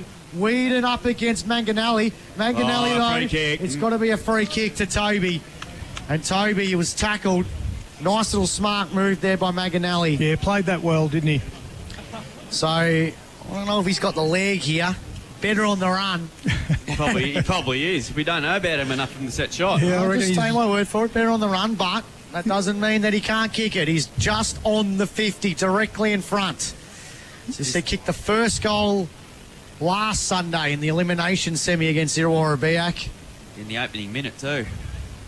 Fair dinkum, good tattoo on the calf as well there too. Winds up. His kick, it's going to go right straight over the goal. Straight over the goal umpire's hat for a goal. I said he could kick it, and he's got his first, and Lorne have got a couple in this opening quarter of this prelim final. They're 2 straight 12 now. Imps are 1 behind 1 point. 14 minutes gone on the Richardson Real Estate time clock, first quarter. It's all thanks to FSR Equip here on Mix FM. Clever bit of play all round there from Manganelli. He, the way he took possession of the ball, he drew a free kick, and then he took advantage of the stand rule there, and he was able to run right beside the player on the mark before he kicked it. What opened up the play, Pete, was a big kick from Ed Kerno at halfback. Yeah. Yeah. So he's going to be important today. He loves that stand rule. No comment in the words of Jack Little. Back in the middle we go. Homer doing the ruck work. He wins the tap down on this occasion. O'Brien Henderson taken high. Wins into for free kicks. So the Dolphins winning the one-on-ones at the moment. He's got it on defensive side of the square. So Brian Henderson, he's going to unload it to left half forward. Coming up to meet on this occasion was Cooch. Good grab. Class Harbour centre mark of the day. His first year as captain. He's going to play on from 50, outside 50. That's a shocking kick off the side of the boot. And Austin Arnold in the hole takes a defending mark. He goes short to Tannis. Tannis marks it there. Still inside defensive 50 here. He's got 3 marks on the Stepcom stat sheet, boys. He started another game. He started well. He was good last week. Imps up by 19 in the O'Grey Netball. Here's Bailey Scott this time deep in defence. Just possession number 4. He goes long. That's a nice kick to Whedon. Well done, Coots, who wasn't going to mark it but punched the ball away. And it's gone for boundary throw-in on centre wing. Coots has started well too, AJ. Yeah, he certainly has, Pete. He's got 3 kicks and 2 marks on the Stepcom stat sheet. Well done there by Oscar Coots there. He wasn't going to mark it, but he did a bloody good job to punch that ball out of play, boundary throw-in. Conditions are absolutely perfect now. We had a bit of share activity this morning that ruined it, but you can score today. But this time so far, the Dolphins are doing all the scoring. They're 2 goals to 1 point, with goals from Jackson Bright and Manganelli. Homer doing the ruck work from the throw-in. He won it straight down.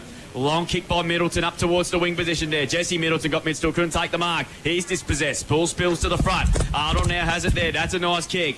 Mark taken by Jared Foster on the wing. He's got no one really to kick to. He's going to go inboard. That's okay. Glennon there. Should be mark or free kick.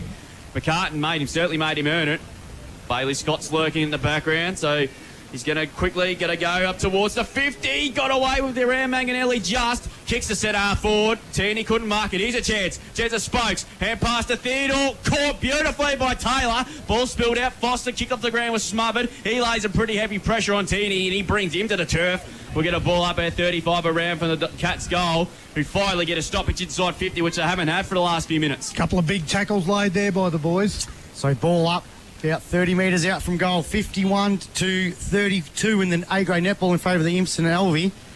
So the Imps off to the big dance in the A-grade netball. Here's Prezaztek in the back pocket for Lord. Oh, he's going to get clobbered by Stephen. Oh, they're into him Not as well. happy. And the boundary line just sort of beats him before holding the footy. Be careful, boys. There's a grand final next week. Of course, George Stephen, a former Lorne player, boys. They weren't happy with the tackle. I thought Prezaztek was going to get the free kick. I think he thought he had it. Yeah, I thought he would have too. Yeah, so ball up. It could have been holding the footy or in the back. Yeah. So ball up, 25 out from goal. Holmer wins the tap out. Chance for Harrison. Kick. Hand pass was smothered. Stolen. Georgie boy Stephen gets it out. Here's Cooper McKay. Right forward pocket. Misses. One behind. So one behind there for the Imps. 2 points they go to. Lorne 2 goals. 10 points the margin. Really need to hit the scoreboard soon, Imperials. Absolutely, Pete. Absolutely. 18 minutes gone in this opening quarter. McCartan brings the ball back in. And that's a awkward-looking kick in. Fox had to get there. Caught. Should be ball. That should be home on the footy. No, it's not. Boundary throw-in. 55 out from goal. Probably got away with one there, I reckon, did Cole Fox, I reckon, Pete. Yeah, he was close to the boundary line, so I think he's got a benefit of the doubt there, I think, Drewy. Watch Bailey Scott here at this stoppage.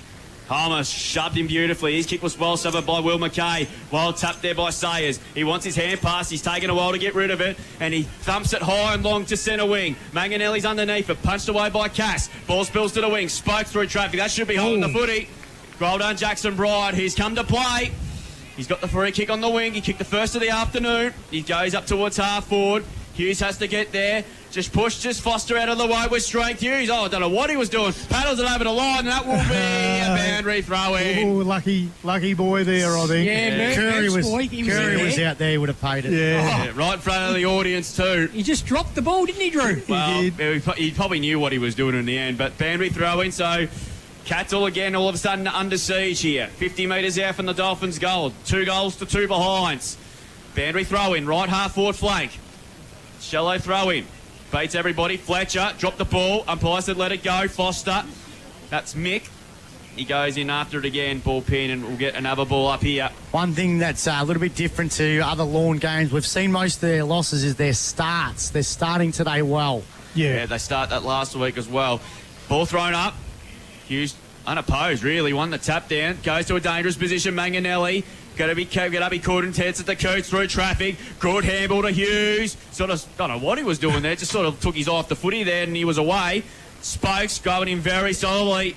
He's tackled by Paddy Bright. In fact, it was Stephen. And we'll get another ball up here. So Dolphins have done pretty well here. They just nullify the Cats' kamikaze-like football. Bright, that's Patrick. Caught. Ball spilled it there on this occasion. Sayers pushed in the back. Umpire was blindsided. Oh, Spokes laid a very heavy tackle, and he didn't. And he's a bit happening too as well. Sean Smart just plays peacemaker. Got to throw up again here at right half forward. Mark Robb just throws it up in the air now. Hughes should win the tap. You would think he does. Coote's been busy early. Hand pass there, just in the nick of time. So the Dolphins go inside 50 with a kick. Ball spilled to the front here. Dangerous position. Here's a chance. O'Brien Henderson. Great smother in the end. I think that might have been Cunningham. It was. He started this game well. The Cats did it as Foster pushed out of it. No free kick. Cunningham. Hand pass put his teammate O'Shannessy under pressure. He's caught. Ball up. Oh. Gee, the good pressure there is immense so There's far. some pretty good 1%ers, though, from both sides today, isn't there, Pete? There is. It's tough footy out there, and it's been played in Lorne's forward 50 at the moment, so the Imps offence is doing very well to hang on. Ball up. Hughes grabs it out of the ruck. Another smother. I reckon we've had 6 or 7. Here's Curnow. Left forward pocket, Eduardo Curnow. Has kicked a goal at a contender. A West Vic Sheds and Garages goal of the day. That was some goal. Do not let him goal side. No. He knows exactly where they are. Absolutely. He's very dangerous when he gets a little bit of space. He doesn't even need much space to hit the scoreboard. But that one hurts him, doesn't it? They've been defending stoutly, and they just haven't been able to move the ball forward. And the first 3 goals of the game on the board to Lorne. So Imps are going to have to get to work here and get to work pretty soon. 3 straight 18, Lorne 2 behinds, 2 points. Colac Imperials 21.5 gone. I tell you what, I feel like the alarm bell is about to be set. I'll tell you, Pete, the ruck. That's where it's been won. Yeah, it is. So Bailey Scott, and we got the matchup we wanted, him versus Ed Curnow. Bullpen will get a ball up yet again. Homer and Hughes are just dominating. Yep. Well, what they're doing is stopping him getting control at that centre bounce. Foster, dribbling ball. Smart, played it smartly at the front. See what I did there? Yes. I meant to say that's gone to the wing. Brock Stevens attacked it with pace. He did well. Gets it by hand to Spokes. Dropped the football. No free kick. In fact, he has been pinned on the footy. I thought so. And Paddy and O'Brien Henderson's going to win himself a free kick. So important now for the Cats not to concede a goal before quarter time. We're also going to have a mountain to climb to get back into this one as O'Shannessy punches it away with a boundary throw in. So Jezza Spokes has got the huge job on Charlie McCartan. Oh, boy. That's David versus Goliath. It is. It's a huge mismatch. 23 minutes about to be ticked gone. It's the Dolphins 3 straight. Imps 2 behinds. Winner to take on Elvie next Saturday for the premiership. And the Dolphins have started well. Homer again. Another tap down. I'm curious to see what the hit-out numbers are like at quarter time. Here's Bailey Scott. Got stripped out of the footy on that occasion. Matthews. Oh, here's Coots again. Caught but got rid of it just. And then they go back inside 50 again to the Dolphins. They're looking dangerous, but well played again by O'Shannessy. He goes inboard. Good kick. What can they do here in the counter-attack? This is Price. That's better. Wisby's got time and space in the centre of the ground. Goes inside 50. That's better. That's much better. And Darcy Theodore has marked it. He kicked 2 in the second semi last week. Well, within kicking distance, he'll kick from 45 on a slight angle here about 60 degree. I was really impressed with his game last week, Pete. He done well, and he kicked a couple of goals, so they really need him to hit the scoreboard here. Just came in the last couple of weeks. This is a big kick here before quarter time. 45 out, puts it high. It's not going to make the distance. Stephen McCartan. Stephen couldn't get it. Stephen dropped the football. Last side of the fence here. Price grabs it. He snaps, and he's kicked the goal. No! Just missed on the siren. That would have taken some momentum going into quarter time. And the reigning champions have got the Cats on the back foot. As quarter time sounds, it's 3 straight 18 Lorne. Colac Imperials are 3 behinds, 3 points. Goal kickers so far is Jackson Bright, Manganelli and Ed Curnow with an absolute gem. And the Colac Imperials lead 57-37 in the A-grade netball. So it's going to be the Bombers and the Cats in the 2025 A-grade netball grand final. Should be a corker. Quarter time here. It's 3 straight to 3 points. We'll take a break. Back with more from the Central Reserve. A sun-bathed Central Reserve in just a moment. On Mix FM, this is CDFNL Live. G'day, Sean here from Reset. Happy to play. Keeping's off for the moment. Now they pull the trigger. A good run at this time is far, and guess who? Charlie McCartan, come on down. Takes a kick, running back there with White. He had his eye over it, did well. Here's a chance for the Bombers. Ramos, is this the goal that the Bombers are looking for? It is. Yes, it is. We get a goal in the second half, and the Bombers just keep the door ajar. Dolphins are going to reload. Back inside 50 to the hot spot. Dolphins need to help out. Hughes is there. Good part, good mark, Stonehouse. Jeez, he's had a Wheels is there as well. Middleton, great tackle. Should have been holding the footy. Umpire said no. Ball spilled out, and umpire... Is it a goal? Everybody stopped. It's a goal to Hughes, I think. It is. Goal of the day contender. And in real estate time clock. Boundaries throwing there. Grabs it out of the ruck. Has a flying kick. Oh, you're going to bounce through. It's done a Shane Warne leg break. Leg there kicks the first goal. Five throws it back. King Dare punches it towards the goal. Liam Holder grabs it this way, that way. Here's the Barrow. Barrow dribbles it for a goal. All right. Barrow's kicked a goal of the day contender, and guess what? He's going to go long. Perfect conditions for football here. Bit of holding on. But guess who? Gee. Lincoln Dare's taken a ripper. Took a really good mark. No, it's a free kick. I didn't say what for. So Bailey Scott's got the footy. Here he is again. He runs the 40, goes for goal, and goes bang! God, how good is he? Here we go. So he's going to launch it to centre half forward, and that's where he does. That's a big kick. Spence, big mark. Class have a centre mark. For the Swans, up the guts. He's kicked it. He's gone long. Link there. Again! 5 goals. Comes that put the fire.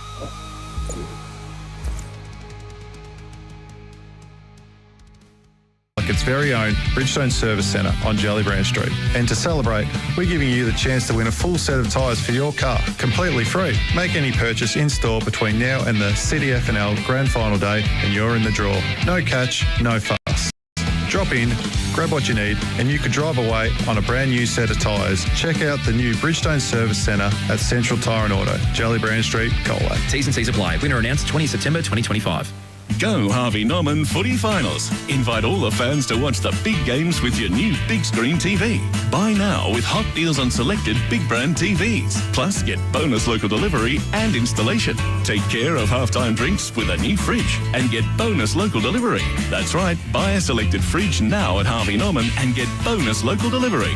Get set for the big games at Harvey Norman now. Best brands, best range, best prices guaranteed. Conditions and exclusions apply. How does this sound? Melt in your mouth beef cheeks, braised in a red wine gravy from Fusion Restaurant. Served with buttery mash using Yeovil potatoes. Next level comfort food. That's Meg Crew on Forest Street in Colac. And dinner done. Crispy house battered flake, served with fresh lemon and golden hot chips, all for just $10.95. Every Thursday in September at My Local Shell, Colac and Lorne. Fresh, tasty and great value. My Local Shell, more than just fuel. Powered by Sports Power Colac, FSR Equip, KFC Colac and Minerva Foods. This is CDFNL Live. Yeah, quarter time in the 2025 preliminary final. It's Lorne 3 straight 18, Colac Imperials 3 behinds, 3 points, 15 points the margin. The reigning premiers leading the minor premiers by Stefcom stats at quarter time, AJ. 4 free kicks in that first term to Colac Imperials, 5 to Lorne. Brody Stevens, 3 hit outs to Imperials, 12 to James Hughes, 6 to Louis Holmer on Lorne's side of things. Major stats winners for Lorne, 6 in that first term to Liam Sayers, 4 kicks, 2 handballs, no marks. 6 to Oscar Coote, 3 kicks, 3 handballs, 2 marks. On Imperials' side of things, several players with 4 in that first term. Jet Price, Campbell Tannis, Austin Arnold, and also Trey Whedon, boys. But Pete, those are the stats thanks to Stevcom. The rucks is where Lorne are killing them. So that's 18-3 is what they hit. That's a fair description of the game. It's too much of a domination, and it's not really giving the Imperials midfield a chance to get their dominance. So we said that was their strength, their midfield. So they really haven't had an even chance there. So Lorne really need to try and do something there in that midfield. The trouble is they're a bit strapped for they are. options, aren't they? They haven't got a lot of tall options there, so maybe Foster might have to go in there and do a bit of ruck work. What do you do with Stevens, though, Pete? Well, just give him a break. He's been double teamed here. Yeah, exactly. He's got Holmer and you've got Hughes that go in there, and it's tough work for the young fella. We know he works his way into the game, so let's see if he can. Colac Imperials are officially through to the 2025 A-grade netball grand final here. What can the senior footballers do to start the second term thanks to Manoeuvre Foods? And Coates' kick was smothered there by Stevens. Oh, Kerno's tap was brilliant to Fox. Fox has kicked the left half forward. Ted Middleton's looking dangerous. Beautifully trapped Holmer. Just off one step, banks the kick. Arnold caught by Manganelli. Caught. Should be a ball up, I would think. It will be. How intelligent was that tap by Kerno? It was, yeah. Look, he almost, it was a look-away tap, wasn't it? Was. But, gee, their intensity in the forward line, their tackling's been first class, Lorne. We'll go around the grounds and around the court shortly. Here's O'Donnell. Hand pass went straight to the arms of Holmer. He kicked was touched off the side of his boot, and we'll get a boundary throw in. Around the grounds, thanks to Thinkwater and Waterville District League Grand Final will be delayed because his reserves are in extra time as we speak. Oh. Handler League sees North Waterville League 21 to Detroit 10. St Joey's 25, Elite Colac 12 in the GFL. And, of course, the GDFL, Bellpost Hill lead by a point over East Geelong. And in the BLRN Grand Final, Anglesey lead by 11. Here's Holmer, grabs out of the ruck. He snaps, it floats towards the goal line, and it's been punched through for a behind. Again, they're monstering them in the ruck, Pete. Yeah, they are. I mean, you really shouldn't get a shot at goal from a ruck contest like that. But they are all over them. And 3-1 place, 3 behinds as Arnold takes the kick in there. Bailey Scott's underneath it there. Gee, that's a good mark. Class Harbour set a mark of the day. He's got to get back around the mark. He's off. He's been told to go. So that's a good kick. It's a win for the Cats. Price marks it, doubles it. He's got one out. He's going to go out wide to Georgie Stephen. Plays on, goes towards the hot spot. Not a great entry. Melville there was harassed out of it. Price sort of threw it in the end. Gee, going ahead, they got away with one. Here's Campbell Scott. He's lurking. First touch there. He's lurking again. Placing good pressure on the 300 gamer, and Richard White will get a boundary thrown in the right forward pocket. We've had a couple of cracking games of footy. We had a couple of cracking games in the netball. we have, and as soon as we've seen Bailey Scott get a clean possession, Lorne looked dangerous. Imperials looked dangerous. So boundary throw in here. This is the first real opportunity in the second quarter. Foster got a good run at it. Takes the footy, caught, should be ball, and it is. Advantages pays, and Coots are away again. The Dolphins running out of defence. His kick, though, was intercepted. There's a mark here to the Colac Imperials. Brad Foster's got it. Winds up, puts Imps back inside the forward 50, flying high there. Adams, his kick towards the boundary. Diesel Foster keeps it alive. His kick short in the right forward pocket. And he finds a teammate in Campbell Scott who can kick him on the angle. Yeah, he's better on the angle, not in front of goal, Pete. He is. He's better doing something spectacular. What a great kick from Diesel Foster there. He just used his intelligence there, didn't he? Could have had a shot, He could have had a shot, but... did the team thing, yeah. Didn't Campbell panic. Scott. It's a big inclusion back in this side. Right forward pockets. Oh. He has missed. Another behind of the Colac Imperials. They're on 4 behinds now. To 3-1-19. We saw Elvie this time last year. They did, that's right. Absolutely schmozzle in front of goal in that first quarter. I think they kicked 1 goal 7. Domination. And it ended up costing them the preliminary final and a grand final spot. We've gone 3 minutes in this second quarter. It's 4 points to 3-1. So they've had a couple of opportunities. They just need to grab one, Imps. Yeah, they do. And as the Dolphins clear it out of the fence, that's a long kick to the outer side. Underneath it there was Foster there, creates a contest. Kerno and Scott, the 2 coaches there, lock horns, and we'll get a boundary throw in. Centre wing out of side. Pete, the good thing about Diesel Foster passing that to Campbell Scott is it got Campbell into the game. It's going to lift his confidence. That's right, yeah. But that's what they've got to do. They've got to look. They've got to lower their eyes and look for those options. You know, if you're going to just bomb it in there, Charlie's just going to have a birthday. How many marks is he on already? 3 on the Stepcom stat sheet, Pete. Shallow throw in again. Stevens overran the footy. Fox's gang tackle there by Tannis, and he's going to ping him. Ooh. Thought it was a bit hot, but anyway, free kick will go to Tannis. Probably did the fend off there, so free kick will go to Campbell Tannis. He's going to go in, board, dangerous kick. Ryan cuts in there for the Dolphins, goes back towards half forward, but the Cats get away with it. Theodore coming through Fletcher on this occasion. Good defensive work. Bryce snaps around the corner. Well done by Campbell Scott. Put the ball to ground. White's a bit nervous. Court just got the hand pass away. Here's an opportunity now with Pizzastek. He clears it out. Matthews dropped what he should have taken. Here's a chance for Brock Stevens. It's high. It's flooding to the hot spot. Campbell Scott's underneath it. Here, well rode by Theodore. She'll kick a goal, and he's absolutely shaked it. Oh, they're stuffed around with it. Here's a chance for Melville. He got one high. And he's going to get himself a shot on goal directly in front. Almost play the Benny Hill music. He did, yeah. Imps are panicking left, right and centre. Yeah. They could take a chill pill. Wowee. That was kamikaze-like. It was. And, gee, Richard White, doesn't he just put in an effort there, he does, doesn't he? So 24 goals for the season, Georgie Melville. And this is a much-needed goal just to settle them down. Gee, this is a must. Yeah, absolutely. If he misses this, they won't win. There you go, I'm calling it. You're calling it already. So he comes in, Melville. Comes in. And he has missed. Maxie. That's your Barrow Legal Clang of the Day nomination there. Back it up. 20 metres out directly in front, and he's missed it. See, Max, you might have to rebo Steve later on. See, sometimes you just see those omens in finals. You do. And when things aren't going your way, where you get a shot directly in front when you desperately need one, and you can't snag it, it's just not going to be your day. So the ball's gone to the outer side. Fletcher trapped it. He's caught. Ball spills to Bailey Scott. He couldn't take it. Dolphins mop up again now here through Fox, who's been really good. Kicks to the centre wing position there. Bright overran the footy. Kept the ball in and he shoved over the line. Boundary throw in here. Pete, what does that sort of do to the mental side for the Colac Imperials? Having this in those couple of easy goals. That would be really deflating for Imps here. They've worked so hard. They've really controlled the start of this quarter, but yeah, that's a bad miss. Pilsy hanging out with everybody down there in that yellow jumper and that World Series cricket. You won't miss him. 6 minutes gone in this second quarter. Here's a chance for Coots. He's having a wonderful prelim final. Ball kicked inside the 40 for the Dolphins. Picked up by Brock Stephen. Got the hand pass over top to Arnold. Arnold now kicks the centre wing. Looking for the best wingman in the cop in Wisby. Quick hand pass over the top to Bailey Scott. This is a good build-up. Oh, didn't need to do it. Forward pocket and he finds a teammate. Didn't need to do it. It was downfield anyway. Price has taken the mark. And he can resurrect my thoughts on Imps not winning this if he can nail this one, Pete. Yeah, you're going to take it back if he kicks this this is one? a desperate shot for goal. They need to kick this. This is their second shot for goal. Normally bread and butter here for Jet Price. Yeah. In the words of Rex Hunt there, if they need a goal, they need it now. There's not much wind. Pretty much directly in front. 30 metres out. There we go. He's kicked. Here's a goal. And the Imps have got one on the board. Finally. Some reward. They go to 1-5-11 now. The Colac Imperials Lorne 3-1-19.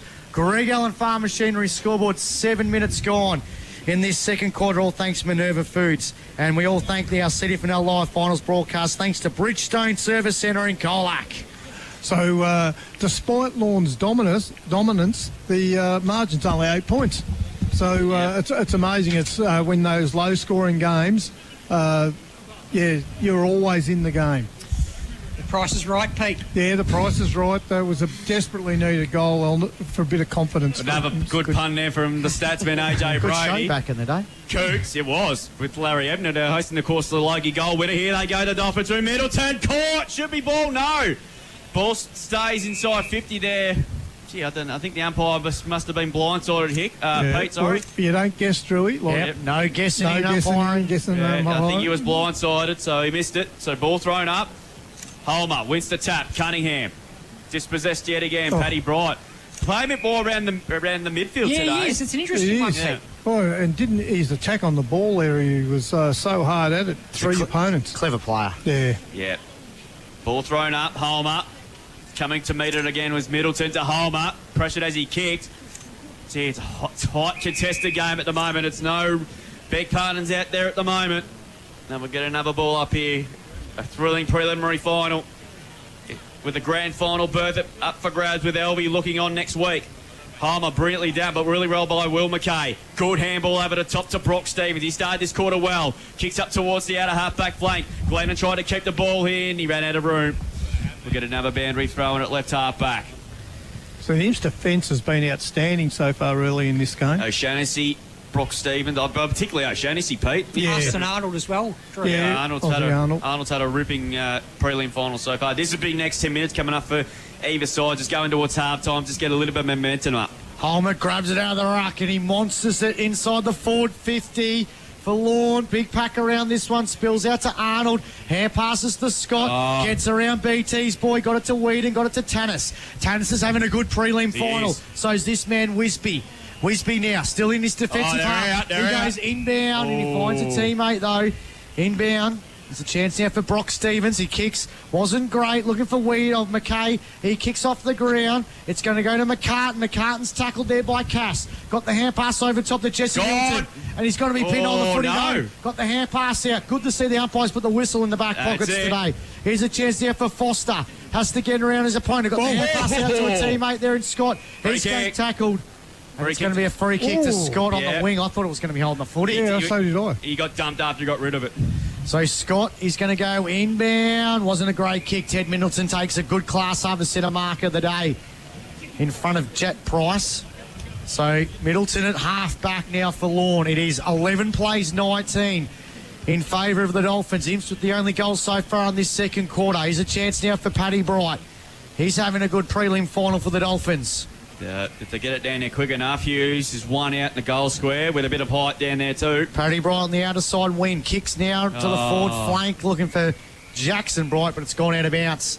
And the boundary thrown, he did punch it as it went out of bounds on the full, so technically that should have been a 50. Yeah, you're right, Max. If you go to let it all law, and if I think back to triggering moments in my AFL sort of fandom, and Brad Close giving Melbourne the minor premiership that day. There's Bright. Paddy kick though, it's going to be intercepted by Stuyven Cass. So almost 11 minutes gone in this quarter. It's 1-5-11 to 3-1-19. Lorne leading. In game 215, kicks to the middle. Fox couldn't take the mark. Homer there as well, wrapped up by a couple of cats. And we'll get a ball pin, and yet we'll get another ball up on the edge of the centre square on centre wing out of side. Lorne have really closed this game down. It's really tough to move the ball. Oh. No, you're back, yeah. Don't know what happened Just there. don't move, Pete. I think I've got a loose wire. Yeah. Fletcher One. got pushed out of the contest there by McKay, and he goes in and lays a very good tackle.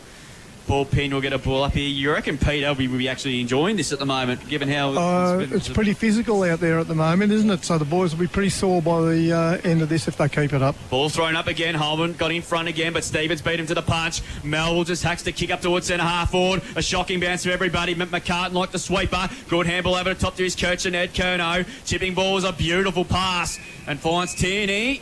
Probably should be 50. He's got away with it. Just there did Flynn Wisby. As Tierney goes short and finds Curnow. Having a really good prelim too. What's his stats, AJ?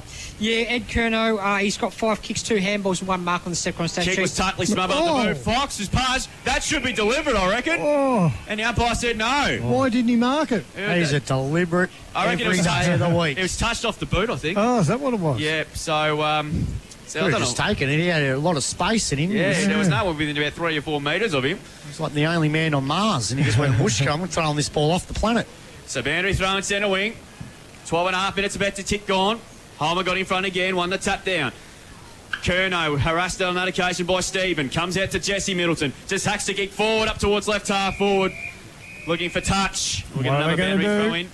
He's kicked out about 30 metres, so they'll get another stoppage in Lorne about just outside 50. Still wonder if it will come in next year. If the AFL get the last touch or if it ciphers to the local leagues. Yeah, I think it will.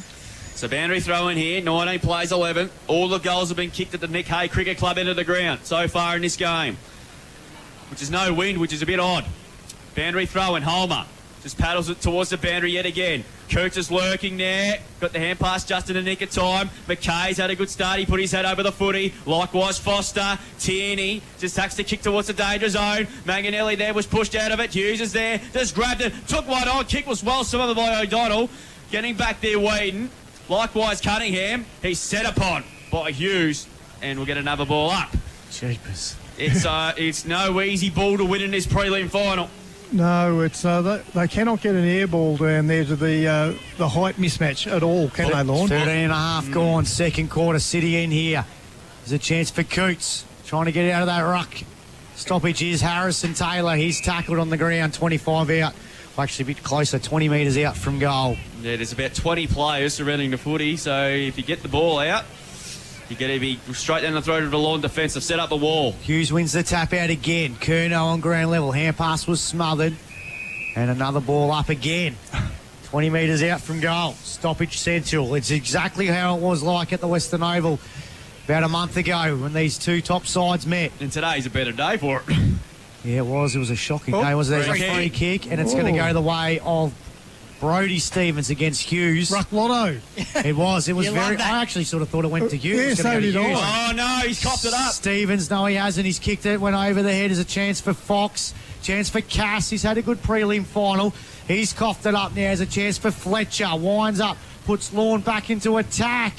No one could take the mark. Paddy Bright on ground level. Here's a chance for Curnow. Kick was smothered. O'Shannessy with the footy. Hand pass over top to Brock Stevens to Cass. Backwards hand pass back to O'Shannessy.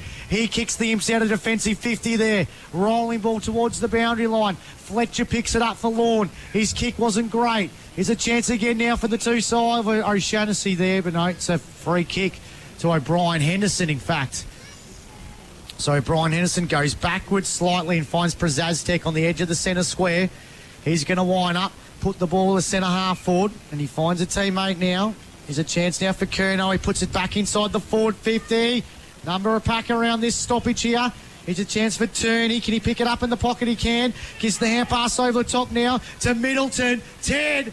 It's going to be marked on the goal line. Oh, gee, that was a good shot. Yeah. But Cass read it beautifully. Stephen Cass. Oh, no. His kick, though, went straight to Louis. He dropped it.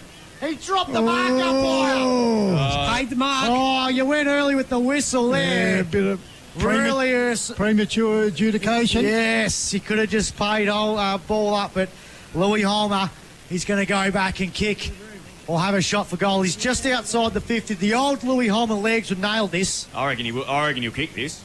He's directly in front. No one's kicked a goal at this City end yet. Easy on the goal line. Yeah, it's going to test him, I think. Had a wonderful game last week. His kick, it's going to drop short. About 5 metres. Hughes runs for it. It's off hands. Arnold got the hand pass over the top now to O'Shannessy. He hand passes to Spokes. Spokes is going to kick it out defensive 50, trying for a teammate for touch, and it's going to go out of bounds. Boundary throwing. A let off there for the Colac Imperials. Their defence holds on. It is a 7-point lead. 19 Lorne, 12 or 11 to the Colac Imperials. So the Cats through to the A-grade netball grand final. They'll take on Illawarra Biak next Saturday. And what a contest that will be. Top two sides in the A-grade netball this year. The first time since 2018 we won't have an LB netball team in the grand final, which is unheard of. Coots taking about 4 of them on to hack the kick, and it'll work. And the mark being taken by Ted Middleton. He's looked dangerous today. He's got it right in front of our broadcast position here. He's going to put the Dolphins into attack. Hughes is at the back. Bright comes on the side, but Hughes was in the box seat. And he's marked at 25 out on a slight angle. And Hughes, who's looked very, very dangerous this afternoon when he went into the ruck, he's popped forward and he'll go back from about 25 to 30 metres out. And this just to give the Dolphins a bit of breathing room for 14 points if he can kick it. It's almost the first time we've seen that one-on-one contest, isn't it? And it was with Whedon that time. Yeah, the not big O'Donnell. boys, Hughes and Holmer, just providing too much around for Imperials to counter. It's just a huge threat. They haven't done the damage yet, but they're a huge threat down there. Comes in from 30, kicks, and he has missed to the right. Another behind, so another lead off there for the Cats. 3-2-20. They move on to now on the Greg Allen Farm Machinery scoreboard. Imps are 1-5-11. 9 points as the lead. We played 18 minutes in this Minerva Foods second quarter in its prelim final. Winner takes on LB next Saturday in the 2025 grand final. She's a low scorer so far. Will it open up a little bit? Eventually has to. Chance for Arnold, going to go to the grandstand side wing. Almost to mark the Scott. Good pressure there by Curnow. A couple of acts there by Eduardo. The smother, and it's gone out of bounds to the boundary throw. And Bailey Scott's first half AJ on the Stevcoms. 5 kicks, 3 handballs and 2 marks on the Stevcom stat sheet, Maxie. Yeah, I think Lorne would be reasonably happy with that. Absolutely. Team defence too. It's not the same player that's with Bailey all And he the hasn't time. been on the attack, has he? No. Not today, no. Foster punches it forward. Goes straight to Adams, who sends Lorne back inside the forward 50. And he's going to be a downfield free kick. It was a free kick. Yeah, it's against Ozzy Arnold. Yeah, so free kick goes to Maganelli. And he'll go back and try and kick his second goal of the afternoon. Umpires are always going to pay that. You just got to get in front of your opposition forward. You've got to get in front, Pete. Yeah, Aussie had been caught out there and he just pushed it with a little bit too much pressure and the free kick was there. This is his 16th game for the year. 12 goals, including that one goal so far in this preliminary final. Manganelli now, about 35 out, 45-degree angle. City end goes back, and he's a beautiful kick. He's pumped. Of the Sharon, and he's kicked the goal. And Lorne get their 4th goal of this prelim final. They take a nice little 15-point advantage now, 4-2-26. Colac Imperials 1-5-11, 19 and a half. Gone on the Richardson Real Estate time clock. That's on the Greg Allen Farm Machinery scoreboard, second quarter. All thanks to Minerva Foods here on Mix FM. It's been a long time coming, that goal, but well earned by Lorne. But both teams are working up and down the ground so hard. The numbers that both teams get in defence. So once the ball gets inside their 50, it's hard to get it out. Margin a game high, 15 points back in the middle. Here's Bailey Scott through traffic. Here they go. Gets a hand pass over the top to Stephen on the 50. Hand pass back to Bailey Scott. Great tackle! That is holding the football. That is outstanding. That is a premium group painting player of the day contender. And I think that's Corey Bazastek down there. That was absolutely phenomenal. Bailey was gone then too. He was out. He was indeed. Ball kicked to the wing position there. Through the hands of Holmer.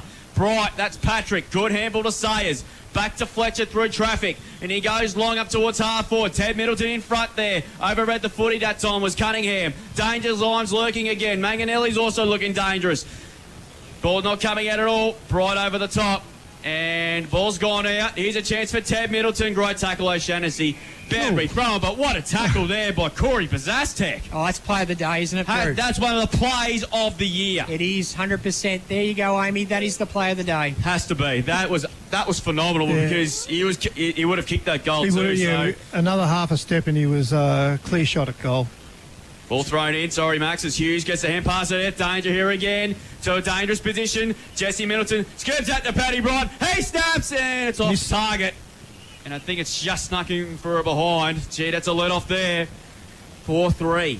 Plays 1-5. Lorne lead by 16 points. 21 and a quarter minutes gone in this Manoeuvre Food second quarter. Greg Allen Farm Machinery scoreboard. Pete, I think the Cats want half time to come around. Yeah, look, they'd like to go in and reset again, I think. It's just been really hard work for them to move the ball into their forward 50. Scott goes short to Tannis. Tannis kicks now. Looking for Brock Stephen, and it's out of bounce on the full. Things are not going the way of the Imperials. It's pressure. Bit of Adelaide Crows about this at the moment, isn't it? Right, yeah. Lorne season in the finals. Imperials at the moment just looking nervous. Ball kick to the hot spot here. Hughes couldn't take the mark. Sayers got the hand pass out.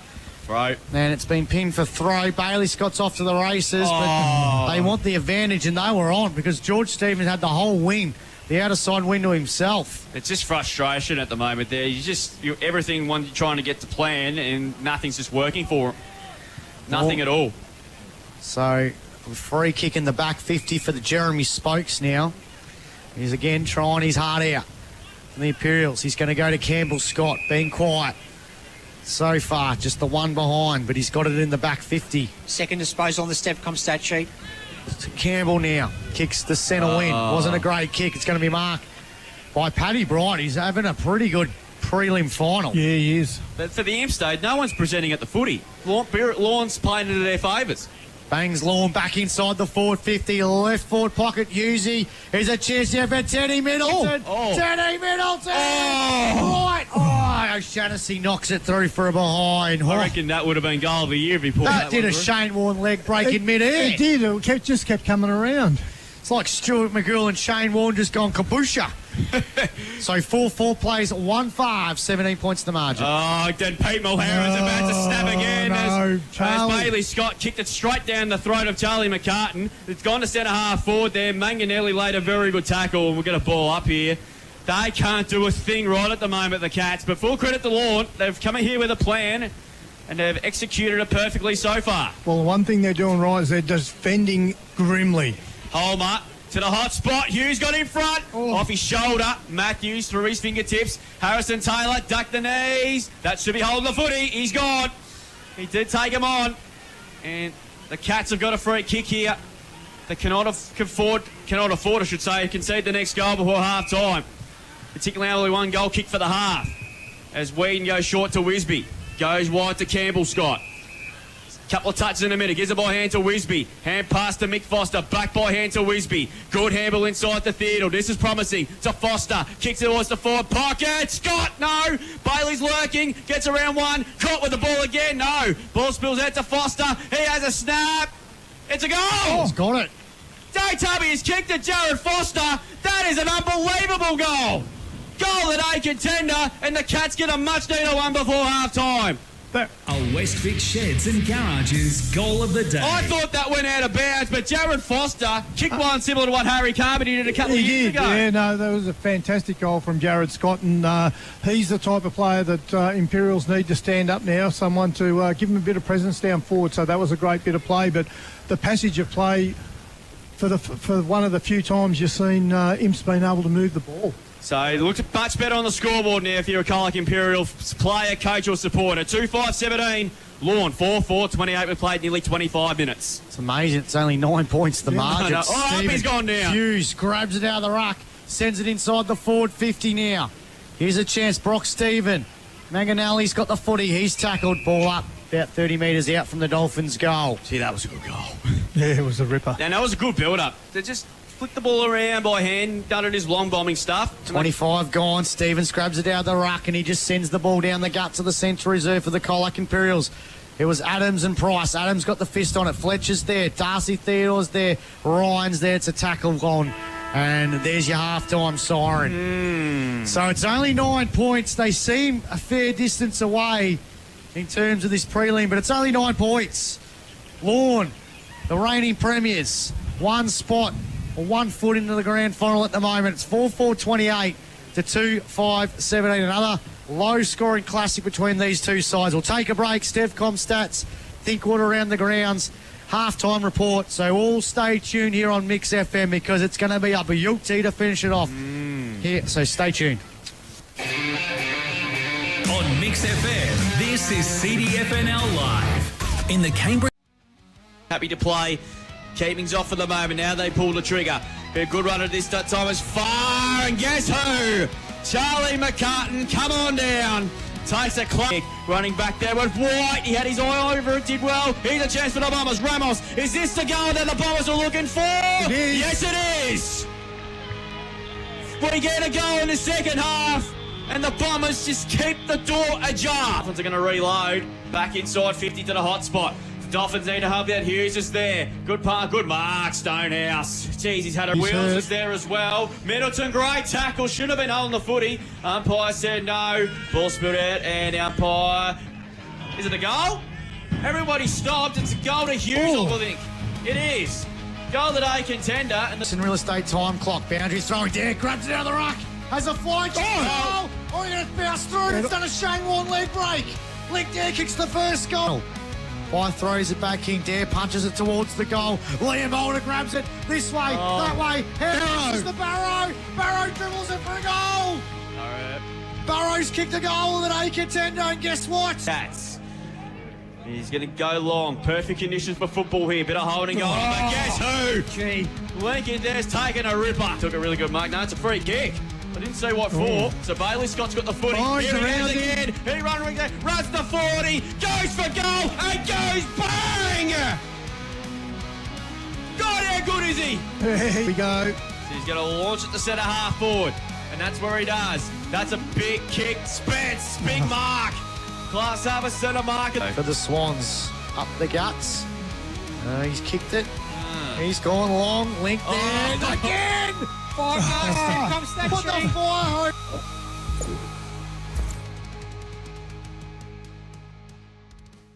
Professional NDIS support in Colac, Geelong or Warrnambool, Southwest Individual Support is here for you. The experienced team assists with support coordination, support work and community activities. southwestindividual.com.au. Ben Spokes at We Spoke Insurance Specialist can come to you with the ideal insurance to protect what matters most. You'll get market-leading personal service and advice with We Spoke Insurance Specialists. Find them on Facebook. Authorised representative of PSC Connect Proprietary Limited. Please consider all terms and conditions. End of the Rope, an exploration of the life, trial and execution of Ronald Ryan, the last person to be hanged in Australia. Ryan's 1967 execution in Victoria ignited widespread controversy, sparking public protests and debate on the death penalty. A compelling narrative about crime, punishment and the shifting public attitudes that led to the abolition of the death penalty in Australia. End of the Rope, only at Geelong Jail. geelongjail.com.au.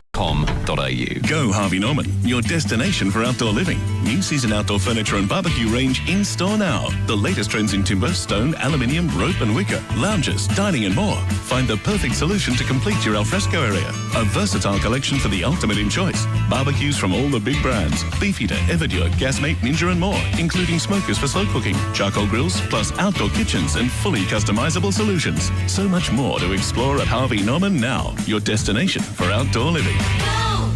With the footy and netball season here, the Colac RSL is your spot for post-game catch-ups. Grab a cold drink, enjoy delicious food and celebrate and commiserate with mates. If you're cheering from the sidelines or playing on the court or field, wind down at the Colac RSL. $10 million. $10 million! Get your ticket at Colac Lotto for tonight's $10 million special event draw. Think of the possibilities. The only place to get your ticket locally. Colac Lotto. Have fun and play responsibly. Powered by Sports Power Colac, FSR Equip, KFC Colac and Minerva Foods. This is CDFNL Live. Half-time in the 2025 prelim final. There's a grand final spurf up for stakes here at the moment. They take on Elby, the winner of this. And it's Lorne have got half the job done. They lead by 11 points. They're 4-4-28, leading the Colac Imperials 2-5 at 17. Manganelli's the only multiple goal cricketer so far. He's got 2. Singles to Curnow and Jackson Bright. And Price and Jarrett Foster kicked a ripping goal with about a couple of minutes to go before half-time, deep in the right forward pocket. Didn't even look at the goals and he put it straight through the middle. So Albie would be enjoying this contest at the moment.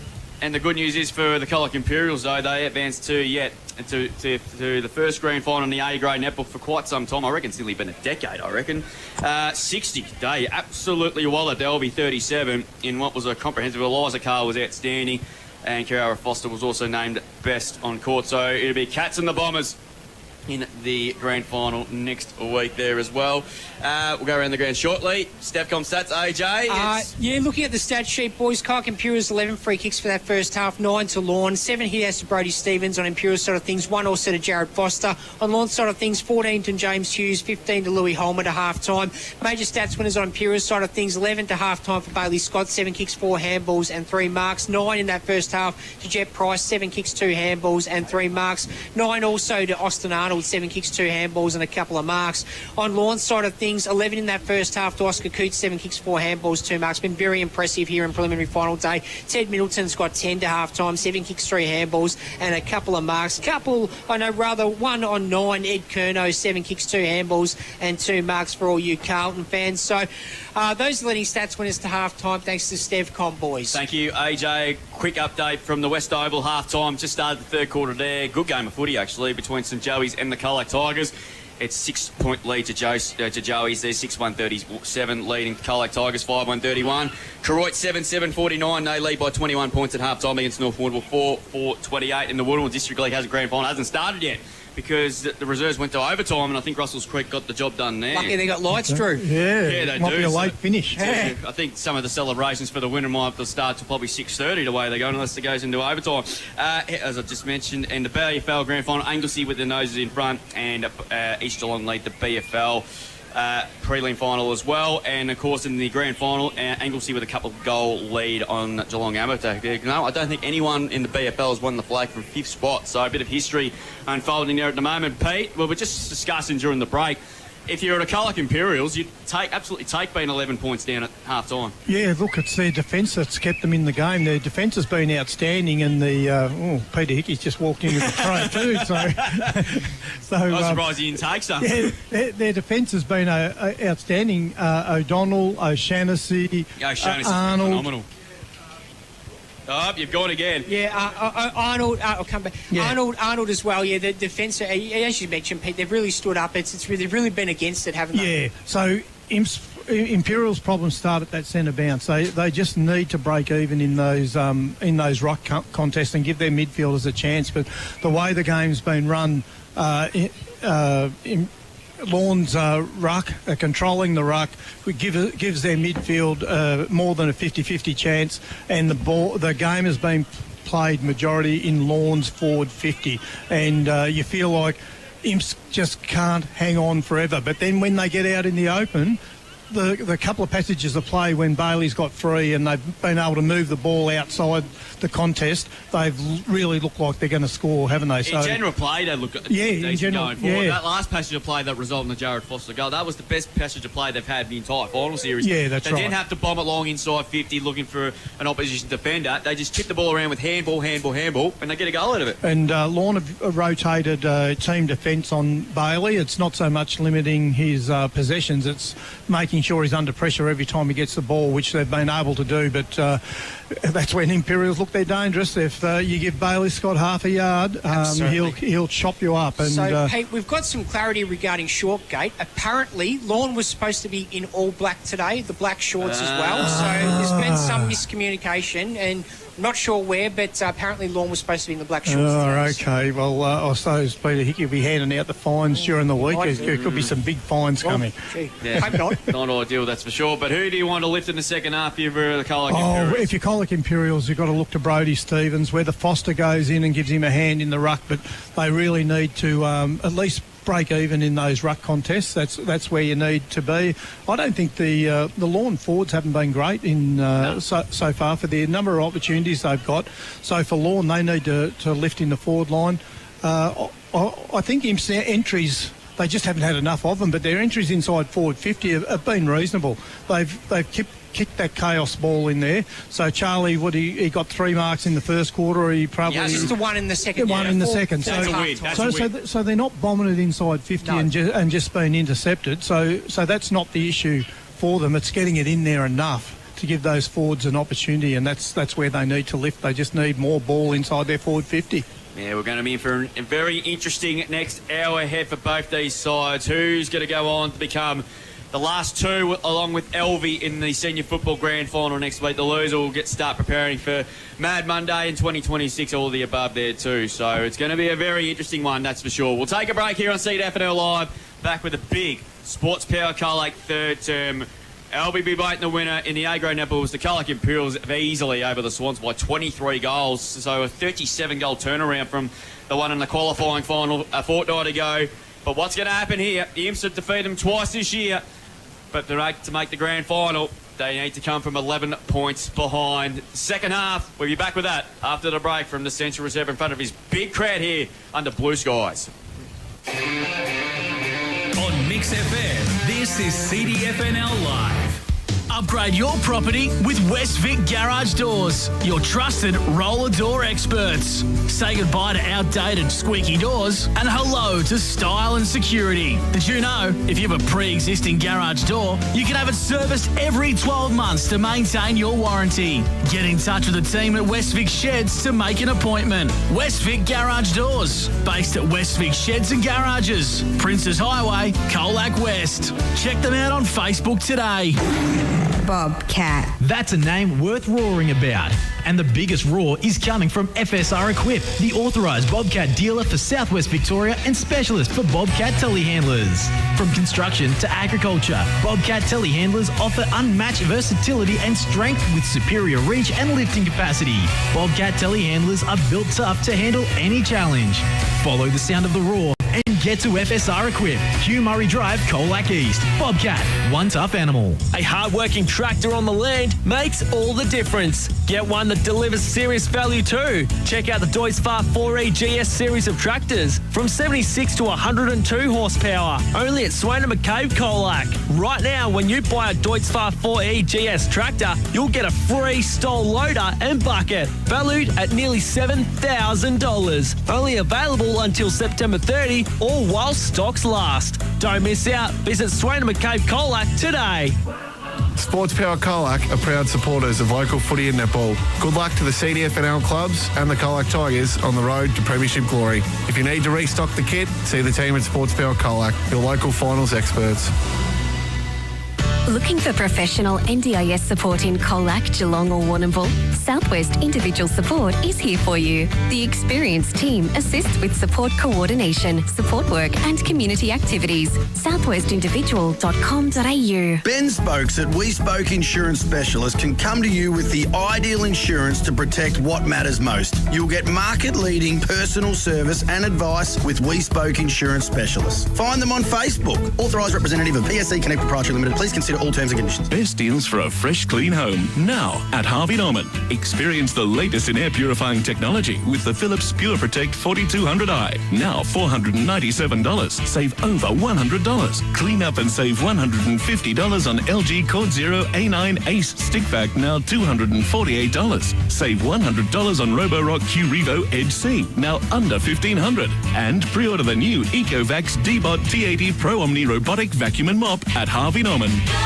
This September, a powerful conversation will be held, one that could save lives. Join Wayne Holdsworth, founder of Smack Talk. After tragically losing his 17-year-old son Mac to suicide, Wayne is on a mission: 0 suicides. Wayne will share lived experience, show you proactive listening skills and practical ways to support your child. Colac Bowling Club by the Lake, September 17 from 6 p.m. Booking's essential for this free session. Visit trybooking.com. Let's start the conversation to save lives. Solomon's Flooring and Beaumont Tiles Geelong. Your complete reno needs under one roof. Tiles, tapware, baths, toilets, vanities, carpet, engineered timber, vinyl and blinds. They come to you for on-site measuring, installation and advice. Conditions apply. Our legendary tradie on Mix FM. Powered by Sports Power Colac, FSR Equip, KFC Colac and Minerva Foods. This is CDFNL Live. 2 quarters to go to find out who's going to play Elvie in next week's CDFNL Grand Final. The second half is about to get underway here at the Central Reserve. It's an 11-point lead to the Dolphins, 4-4-28 to 2-5-17. She's a low scorer, but it's a tight, tough game of country football out there. It was like that about 5 weeks ago when they met at the Western Oval. He couldn't give him an inch. But again, it's just happened again. These two sides, they find themselves in these situations, but at the moment the advantage is with the reigning premiers. They lead by 11 points, and they probably look the more stable side. If you're going to pick a horse out of this, it's probably Lorne at the moment, but the Imps, we know they can flick the switch and go whooshka. We saw them down and out against Illawarra back a few weeks ago, 30 points down at half-time. And they almost pinched it at the end. They actually took the lead in the last term. So they've got it in them to rise. But then you saw, on the other hand, this time last week, Lorne sort of were in that 50-50 zone with Illawarra back, and they were able to flex their muscles and go whooshka and win by about 50 points. So it can happen on the other side too. But you got nothing almost at that point now. The Imps just got to go for it. They've got to go for it. Yeah, that's right. There's no second chances here today. Winner takes all. You feel like Lorne have had the majority of the play. They just haven't put them away. No. And so they've given Imps a glimmer. And if Imps get the first goal, we're back to a goal of difference. I think you're right, Pete, that as the game goes on, Brodie Stevens is going to start to get on top in the ruck. So that's going to be interesting in this second half. Yeah. So it looks like Hughes is going to start in the ruck in this third quarter. Tyson Matthews is in there for Lorne. Cole Fox. It's a huge first goal here. Yeah, massive. Huge. Yeah. If Imps can get one early, it just sends the belief. But then also, if Lorne gets one early, it just might kick him down. Ed Curnow on the wing. Theodore's gone to full forward again. Jezza Spokes on Ed Curnow, boys. Yeah. And it looks like George Stevens starting in the middle, and it looks like Mickey Foster deep forward as well. So here we go. White. Everything to play for these two sides. Grand final berth awaits the winner in about an hour from now. As Tanner's grabbed it and he's immediately tackled. Ball up. Like I said, it's all on the line for both these teams. We know the Cats are in the A-grade netball next week. Well, the footballers, can they join them next week? They've got a mountain to climb. Spokes just hacks to kick out of the congestion. Melville got in front there. Couldn't take it, but Bazastic was good. Well done, Melville. Good football by both players. Curnow ups up to Teddy Middleton there for the Dolphins. Hacking kick up towards the wing position there. Campbell's got playing up the ground in his quarter. Arnold gives it by hand to Whedon. Whedon there for standing start. Puts it high. Melville's underneath it there, but Matthews there pretty much uncontested. And he takes an easy mark.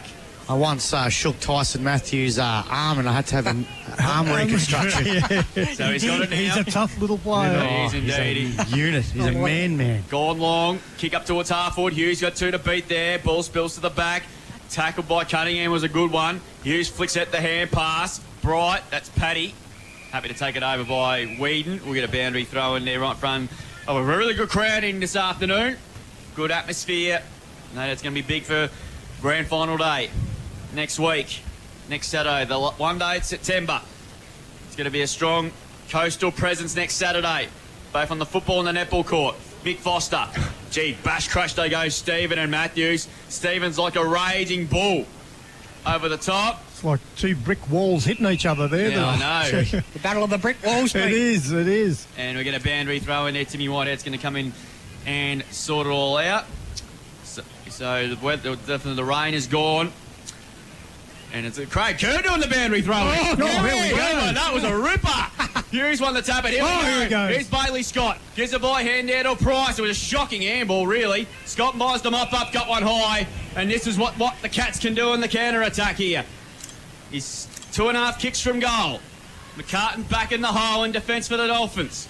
Decides to chip wide to Mick Foster. And they've gone to left half forward. Chipping 20 metre past to Campbell Scott. He can wind up here. He runs inside 50, 45 out, and he has shaked a torpedo. It's a mung up towards the forward pocket, and Ryan punts it away. And we're going to get a boundary thrown. But more importantly, Pete, they get in the right foot pocket and they get a stoppage to the Cats. And that looked like him's footy, didn't it? That we've been used to seeing throughout the year. So let's throw in from Wilbur, Pete. It was. It opened everything up. Yeah. 10 out of 10 there by Wilbur. Why are we putting him in the centre, wasting his talent when he could be a boundary? Yeah. He's like the Lockie Roseveare of boundary umpires. Hughes wins the tap out, comes out to Fox. Thumping kick out of defensive 50 here. Bring back a bit of stone. George Stephen takes the Class A centre mark of the day. He's in distance, right on the 50. He rides up. Kick, though, was smothered. He's going to go to the football again. Kick wasn't great. Cunningham, 40 out. City in. Goes, bang! Touched on the line. Gee, that was just. Good off the boot. Yeah. Touched on the line. Imps go to 2 goals, 6-18. Lorne 4-4-28. We've gone a couple of minutes in this Sports Bowl Colac third quarter on the Greg Allen Farm Machinery scoreboard. Just heard too that Luke Bruce has suffered a nasty knee injury in the VFL, which is a real shame. Mark 5 to Charlie, boys. Yeah, but he marked it from the kicking there by Bazastek. Well, he was tracking in that first quarter. I thought he was going to be on about 50. Yeah, that's right. So he's been told to go. So he goes along up the line towards the wing position. Fletcher got in front, got mitts to it, but he's going to get a free kick for a held of the arm. Fletcher, been a really good pick-up this year. He was really good in the qualifying final a fortnight ago. Started this prelim final nicely too. Just a long kick there. O'Shaughnessy comes up to meet it. Couldn't quite bring down the mark, but created a stoppage at least. And we're going to boundary throw. And without him, Pete, I reckon the Imps would have been in all sorts of trouble in defence. Yeah, look, he's just he plays above his height, doesn't he? He's just a great defender. So 28 plays 18. Played about 4 minutes in this Sports Power Colac third term. Winner to take on Elby here next Saturday for the Premiership Trophy. Coots takes it over again. We'll get a boundary throw in here. So pretty much what it has been for a fair bit of the afternoon. It's low scoring, but it's a tough contested game. Both sides have had their moments.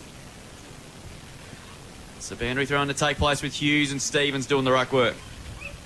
Hughes had a clear run of it. Grabbed it. Matthews just hacks the kick up towards the 50. Oh, good mark by Jesse Middleton. Class Harbour centre mark of the day. Gee, that was a good man because Foster was right on his tail.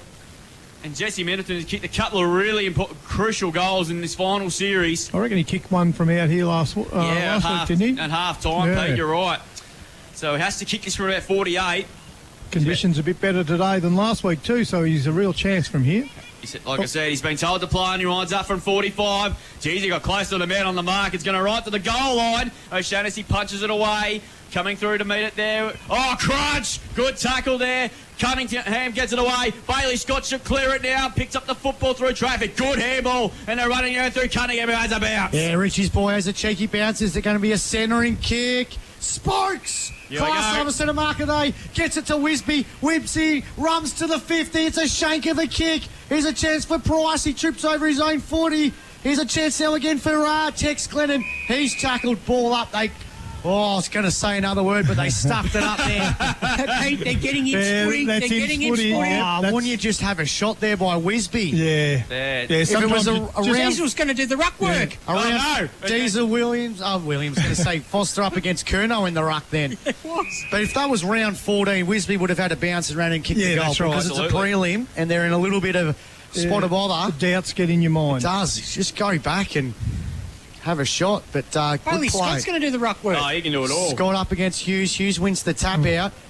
Here's a chance now for McKay. Got the hand pass out over top to Melville. Melville's kick's gone right. McCartan takes a diving mark in front of Foster. Class over centre mark of the day to McCartan. How was the spokes mark there? The little fella. He's going to switch it to Alex Adams. He couldn't take the mark. Price puts him under enormous pressure in the left forward pocket. It'll be a ball up right in front of the grandstand here. That's a big win for the Cats. Yeah, I think they'll like this ball up here. They're up and about early in this third quarter. They need a snag though. They're pressing. Spokes off, Cass on for the Cats. 10 points the margin, 18-28. Low scorer. Palm forward. Cass couldn't get it. Here's Teddy Middleton. Breaks the Campbell Scott hand pass. Got the good hand pass to Jesse Middleton. He goes inbound and he finds Paddy Bright. Good mark between half back and the centre wing. Got it to Curnow. Curnow's hand pass wasn't great. He's tackled. He took him on. And it's holding the footy. Eduardo Curnow. He's caught. Geez, those little skill errors, the wayward handball. They're into Campbell, Scott and Ted Middleton exchanging insurances. Curnow sort of like, what's going on here? He's not happy. Arnold's going to get the free kick. No, it's going to be Scott's got the free kick on centre wing, right in front of the Lorne dugout. And again, no one to kick to. Adams and Hughes has dropped behind the footy here, so there's two loose here as they go inside. Scott winds up. He puts it high inside the forward 50. That is a mark by McCartan. Sir Charlie McCartan flew up. And it's a class over centre mark of the day. Yeah, you had all day to pick where you're going to kick it, and he kicks it to McCartan. He could have picked out any chapter of the book, and he just took the Mushka mark. Yep, goes wide to Taylor.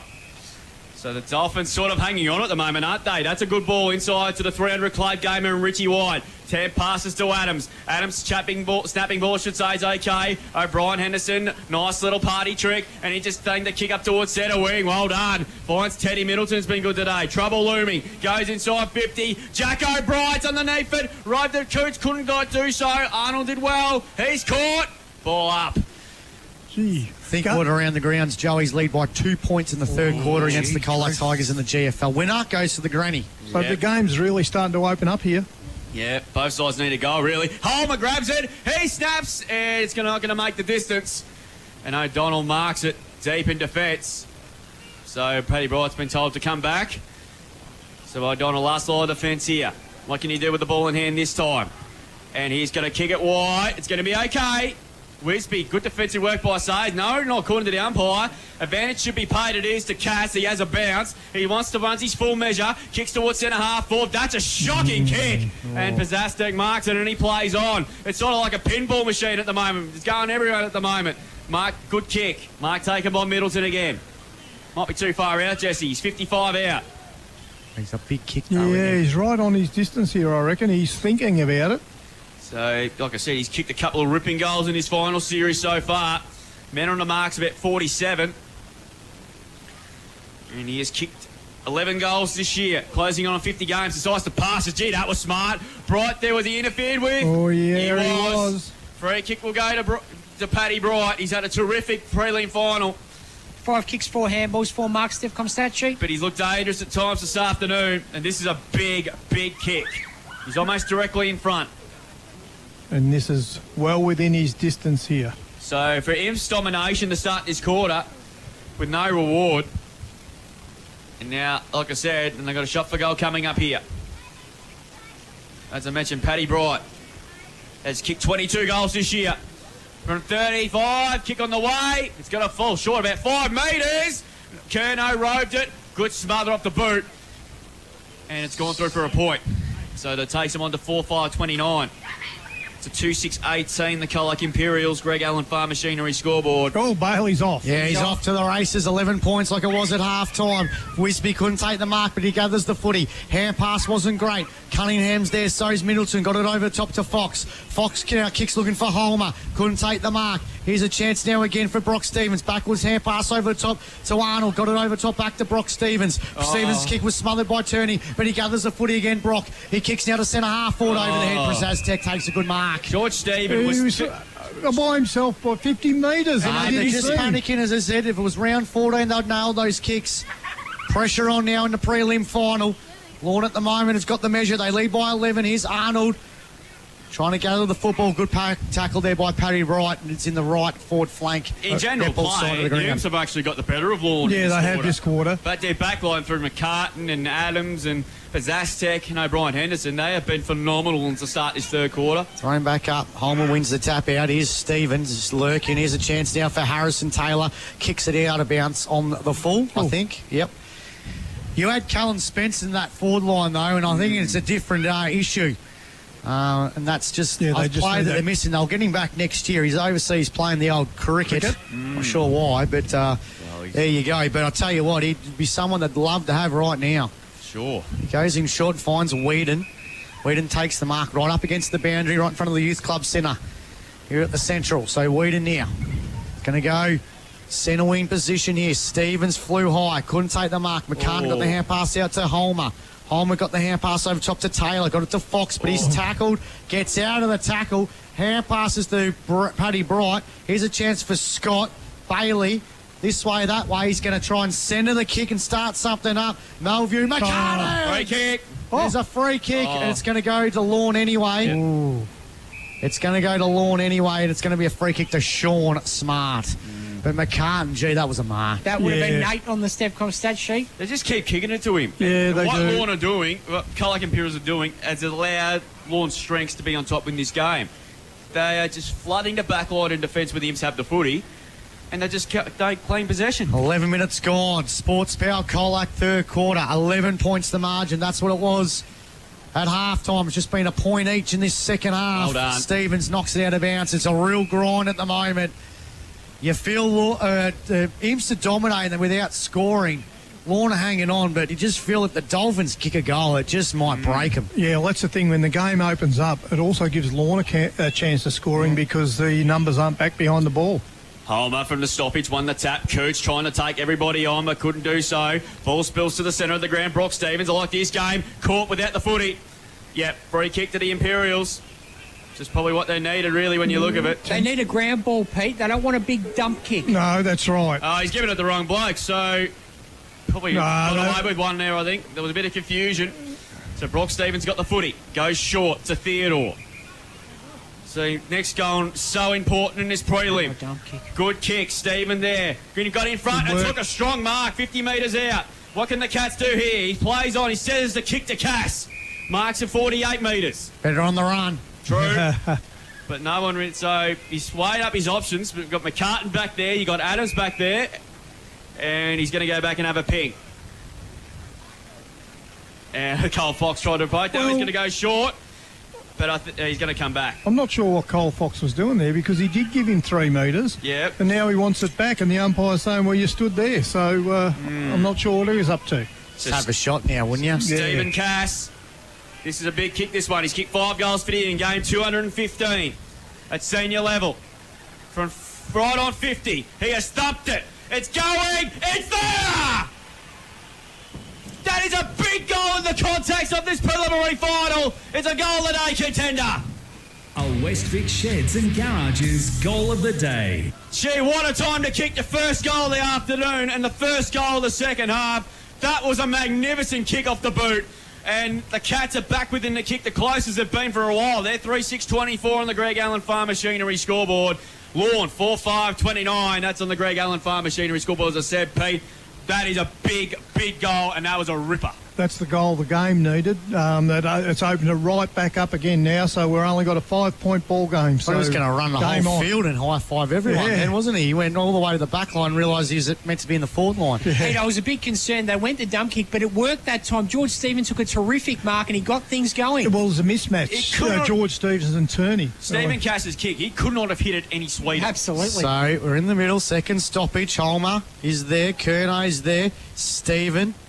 He wraps up, but Kerno got the hand pass out to Bright, got it to Fox. Fox now puts Lorne back inside the forward 50. Coots couldn't take the mark. O'Shaughnessy goes by hand for Brock Stevens. Stevens now kicks the centre half forward over the head of the Crumble. There's going to be a free kick to Darcy Theodore. Imps are starting to get on top here. Yeah, they are. So Theodore now winds up. He kicks into the left forward pocket. Diesel Foster's got it. Gets around a couple. It was a good tackle there by Sean Smart. And we ball up just inside the forward 50 for the Colac Imperials. They're kicking to the city end. He was a battering ram, wasn't he? He was. Luke O'Shaughnessy again's been brilliant. I like Brock Stevens' attack on the footy. He's like that plenty of times today. He's been good. Probably his best game I've seen him play all year. Almost 15 minutes gone. Holmer did it like a volleyball tap. No. And Adams has kicked it out of bounds on the full. How's about the tap by Holmer? Excellent, yeah. He's going to spike it over the net then. Nearly broke Alex Adams in half.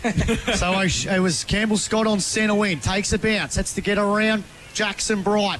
He's going to wind up and he switches it. It's a dangerous kick, but he finds Spokes. Spokes now kicks inside the forward 50. Stevens got off the leash, but White tracks him down. And it'll be a throw-in left forward pocket for the Imperials. They're getting repeat inside 50s in this third quarter. They're really looking dangerous at the moment, aren't they? They are. The forward line's really starting to function, Pete. Yep. 3-6-24, 4-5-29, 5 points the margin, 15 and a half gone in this Sports Power Colac third quarter. Umpire throws it back into play. Holmer versus Stephen. Stephen knocked him out. Or knocked him straight to the ground. And Holmer's going to get the free kick in the back line for the Dolphins. So all of a sudden now the Dolphins under siege. We haven't said that too many times over the years. He thumps the kick over towards the wing position there. Brody Stevens punches the ball away, but ball spills to the back. Coming to meet Campbell Scott. Gets a hand pass and her away through Cunningham now to Waden. Waden's kick inside 50. A shocking kick again. And guess who? Charlie McCartan has taken the mark. There's a Dolphin player down on centre wing. I was just trying to see who that was. Come back there, try and go. I think it might be Manganelli, is it? We'll come back to it anyway. McCartan. Ball kicked towards the wing. Paddy Bright got up there. Got mitts to it, couldn't take it. Spills to Bailey Scott. He's tackled in the back. Free kick will go to the Cats. He's starting to get involved in this contest. The red hot monumental favourite on Wednesday night. He's on between wing and half forward. He's just got the fence there now. The floodgates are about to open. But somehow Lorne still lead this game. That's a poor kick, but a clean ball to everybody. Sean Smart had a rare fumble. Put pressure by Campbell Scott. Ball spills to the back there. Homer harassed out of it. McKay. Gee, it's a hot football to be won. All this on the half-forward zone for the Cats. And we're going to get another ball up. The Dolphins are feeling the pressure, Pete. Yeah, they are. The Imperials mosquito fleet is getting busy. 60 metres out from goals. Reproach time on in this Sports Power Colac third term. Lorne have left for majority of the afternoon, but the Imps are coming. As Stevens gets tackled and we'll get a ball up. That's Brody Stevens. So now, pressure on the reigning premiers here. Elby will be enjoying this. Ball thrown up again. Stevens wins the tap down. Ball's gone to the 50. Coming through to meet at McKay. Attacked it with speed. Getting past there. Was it an incorrect disposal? No. Fox tackled high. And the Dolphins again let off the hook there. Free kick in the back pocket. Oh, some 50-50 free kicks going each way at the moment. Fox now in the back pocket. He's been a wonderful player in this prelim final for the Dolphins. Kicked out of the defence. Ball's been punched out of bounds though by Bridie Stevens, and a boundary throwing now. 18 minutes gone. Imps with the only goal so far in this quarter. Lorne have only kicked one goal since quarter time. Yeah. On you, Imps with 3. 1 goal, 5 to be precise, Max. The amount of inside 50s they've had is amazing, really, isn't it? They've just slowly chipped back at this lead, haven't they? Holmer couldn't gather the football. High. Ball up. It's going to be a free kick.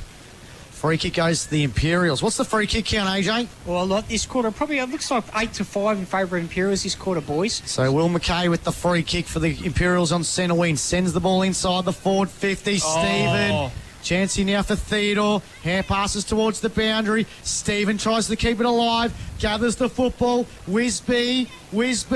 Got it. Theodore. Flying shot, top of the goal square. O'Brien Henderson's there for Lorne. Nervy got the hand pass. Stolen though by Price. Price gets it to Cunningham. Cunningham kick short. Well done. Spokes takes the mark. Well done. I don't know if that went 15 metres though. But Spokes has taken the mark in the left forward pocket, grandstand side. They've really ramped up the forward pressure in the last 6 to 7 minutes here, the Imperials, and now Lorne are looking incredibly fumbly and nervy. Yeah, they create panic. It's a bit similar to what Imps had in the first half now, and this is a shot on goal potentially to put in front for the first time today, Jeremy Spokes. Smallest man on the Colac Imperials list, but probably got the biggest Colac Imperial heart beating at the moment. This to give the Imps the lead in the prelim final. Somehow. He goes back, and he has nailed it! Jesus kicks a goal with an A contender, and the Imps are in front. A Westvic Sheds and Garages goal of the day. Only by a point, 4-6-30. Lorne 4-5-29. We've got the close one, boys, with almost going into time on in this third quarter on the Richardson Real Estate time clock. And when they play this kamikaze football, they just create panic, and you can see the panic on the Lorne defenders there. They were really out there. They a long kick down to the wing here, and they were away, but he just panicked and turned the ball over, and bang, goal, and Imps are in the front. Unbelievable. Yeah. Who would have thought that about half an hour ago? Back in the middle now, they put Foster in the ruck. Got beaten to it by Hughes. Mick Foster's tackled. We're going to ball up. Now we'll see what Ed Kerno has in his back pocket, Pete. Yeah. What a last quarter we're in for. Looked interesting. Bailey Scott started at the half back. Nearly got it on gun on that occasion. Coming through McKay. Coates is back on the ground after a spell. As Bailey's got over the top, ball spilled out to Sayers. Just hacks to kick the centre half forward. Punched away that time by O'Donnell. Ball spills that time there to Stephen, or Foster I should say. Hyper under kick. It was a chaos ball for everybody. Tierney knocks it on. Gets a hand pass to Kerno. Back by hand it comes to Bazastek. He's got time and space. He kicks inside 50. Beautiful kick. Looking for Bright. Couldn't take the mark. Dangerous yet again here. The Dolphins defend forward line hasn't been up there for a few minutes. Holmes lurking again. Ball spilled out. Arnold's had a terrific preliminary final. And he just torps it up towards the outer side, and they're out. Glennon dropped what he should have taken. Gets the footy now. Goes over the top. Here's Bailey Scott. He's got Wisby over the top. He gives it inside to brother Campbell. He's away. Has a bounce. Gets a hand pass over the top to Wisby. On the 50. He wants options further afield. Hand pass to Theodore. Hand pass missed the target to Campbell Scott. Can he kick a goal? He snaps it. Price! Almost. Still in dispute in the goal square. Ball pen will get a ball up. They are building. He had his hands on that ball too. He almost pulled down the mark there. Again, round 14-15, they nail that goal, don't they? Yeah, that's right. And they just second-guessing a couple of times going forward. Top of the goal square here. Hughes got the mismatch against Foster. Coming through Foster. He grabs it. His kick was smothered. Coots has the lefty side. Got away with it just. Ball kick long. Imps have got the numbers here. Stevens marked it. So Stevens is going to get another look here. There's a Colac Imperial play down off the ball. Gone kick inside 50. Got it, no. Bailey Scott coming through Kerno. Hands it to Hughes. Goes to tackle just. And he just hacks it out of there as far as he can. Arnold punches it away. Boundary throw in. It was and Campbell's holding that shoulder, boys. Campbell Scott, he's making his way to the bench. This is a huge story developing. His shoulder it is, but the Dolphins are under pressure, boys. They are. He had a big third term as well, so three-quarter time all of a sudden cannot come quick enough for the Dolphins. They can't. Boundary throwing, 22 and a half gone. Imps leading by a point. Feels like it's the end of the game, doesn't it? We've still got a quarter to go. Overruns it there was Foster. Here's a chance now for Middleton. Ted, look at that, through traffic. How good was Ted, the Footscray Bulldog? Homer couldn't take the mark. Here's a chance now, O'Shannessy to Arnold. Arnold now kicks the centre half forward, looking for Stephen. Almost the mark there by Sayers. Hand pass to Bright. Oh, it's on like Donkey Kong, these two sides. Here's a chance now for Stevens. Got it to Whedon. Hand pass kick wasn't great. Here's a chance for Spokes. Just kicks it off the ground. Bailey takes the mark. Here we go. Bailey gets it to Wisby. Wisby now. Oh! No, doesn't make the distance. Oh. And at 3/4 time, it's a 1-point ball game to the Colac Imperials. Oh, take a breath. Yeah. 4-6-30, 4-5-29. And Campbell Scott's going into the rooms too. Yeah, he's holding that shoulder. I don't know what they're going to do with it. Bit of jab, couple of bundies, and you'll be right. Oh, we are set for a grandstand finish here at the Central. 1 point the margin. Don't go anywhere. Keep your radios to 106.3 Mix FM. We'll be back after the break. On Mix FM, this is CDFNL Live. Happy to play. Keeping's off for the moment. Now they pull the trigger. A good run at this time is far. And guess who? Charlie McCartan. Come on down. Takes a click. Running back there with White. He had his eye over it. Did well. Here's a chance for the Bombers. Ramos. Is this the goal that the Bombers are looking for? It is. Yes, it is. We get a goal in the second half. And the Bombers just keep the door ajar. Dolphins are going to reload. Back inside 50 to the hot spot. Dolphins need to hub that. Hughes is there. Good part, good mark. Stonehouse. Jeez, he's had a Wheels is there as well. Middleton, great tackle. Should have been holding the footy. Umpire said no. Ball spilled out, and umpire. Is it a goal? Everybody stopped. It's a goal to Hughes, I think. It is. Goal of the day contender. And It's in real estate time clock. Boundaries throwing there. Grabs it out of the ruck. Has a flying kick. Oh, you're going to bounce through. It's done a Shane Warne leg break. Leg Dare kicks the first goal. Five throws it back. King Dare punches it towards the goal. Liam Holder grabs it this way, that way. Here's the Barrow. Barrow dribbles it for a goal. all right. Barrow's kicked a goal of the day contender, and guess what? He's going to go long. Perfect conditions for football here. Bit of holding on. But guess who? Gee. Lincoln Dare's taken a ripper. Took a really good mark. No, it's a free kick. I didn't say what for. So Bailey Scott's got the footy. Here he is again. He runs the 40. Goes for goal. And goes bang! God, how good is he? Here we go. So he's going to launch at the centre half forward. And that's where he does. That's a big kick. Spence. Big mark. Class Harbour centre mark. For the Swans. Up the guts. He's kicked it. He's gone long. Link there. Again! Fire comes that Put the fire home.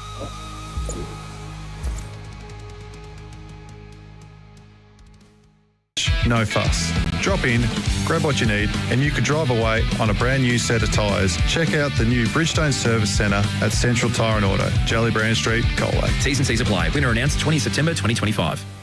With the footy and netball season here, the Colac RSL is your spot for post-game catch-ups. Grab a cold drink, enjoy delicious food, and celebrate and commiserate with mates. If you're cheering from the sidelines or playing on the court or field, wind down at the Colac RSL. Is home or business security on your mind? Trust Stevcom, a fully licensed and accredited installer. They can plan the best security solution for you. Alarm, CCTV, or door access control.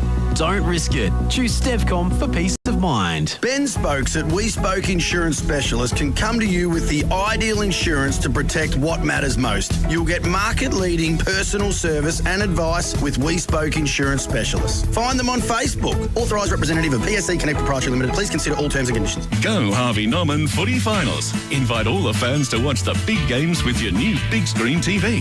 Buy now with hot deals on selected big brand TVs. Plus get bonus local delivery and installation. Take care of halftime drinks with a new fridge and get bonus local delivery. That's right, buy a selected fridge now at Harvey Norman and get bonus local delivery. Get set for the big games at Harvey Norman now. Best brands, best range, best prices guaranteed. Conditions and exclusions apply. 3, 4... Oh, I'm practicing mindfulness by counting my 10 original tenders. That's 10 little wins for 10 little dollars. In a piece has never been this affordable. KFC, FLG, not everywhere, not forever, pick up only.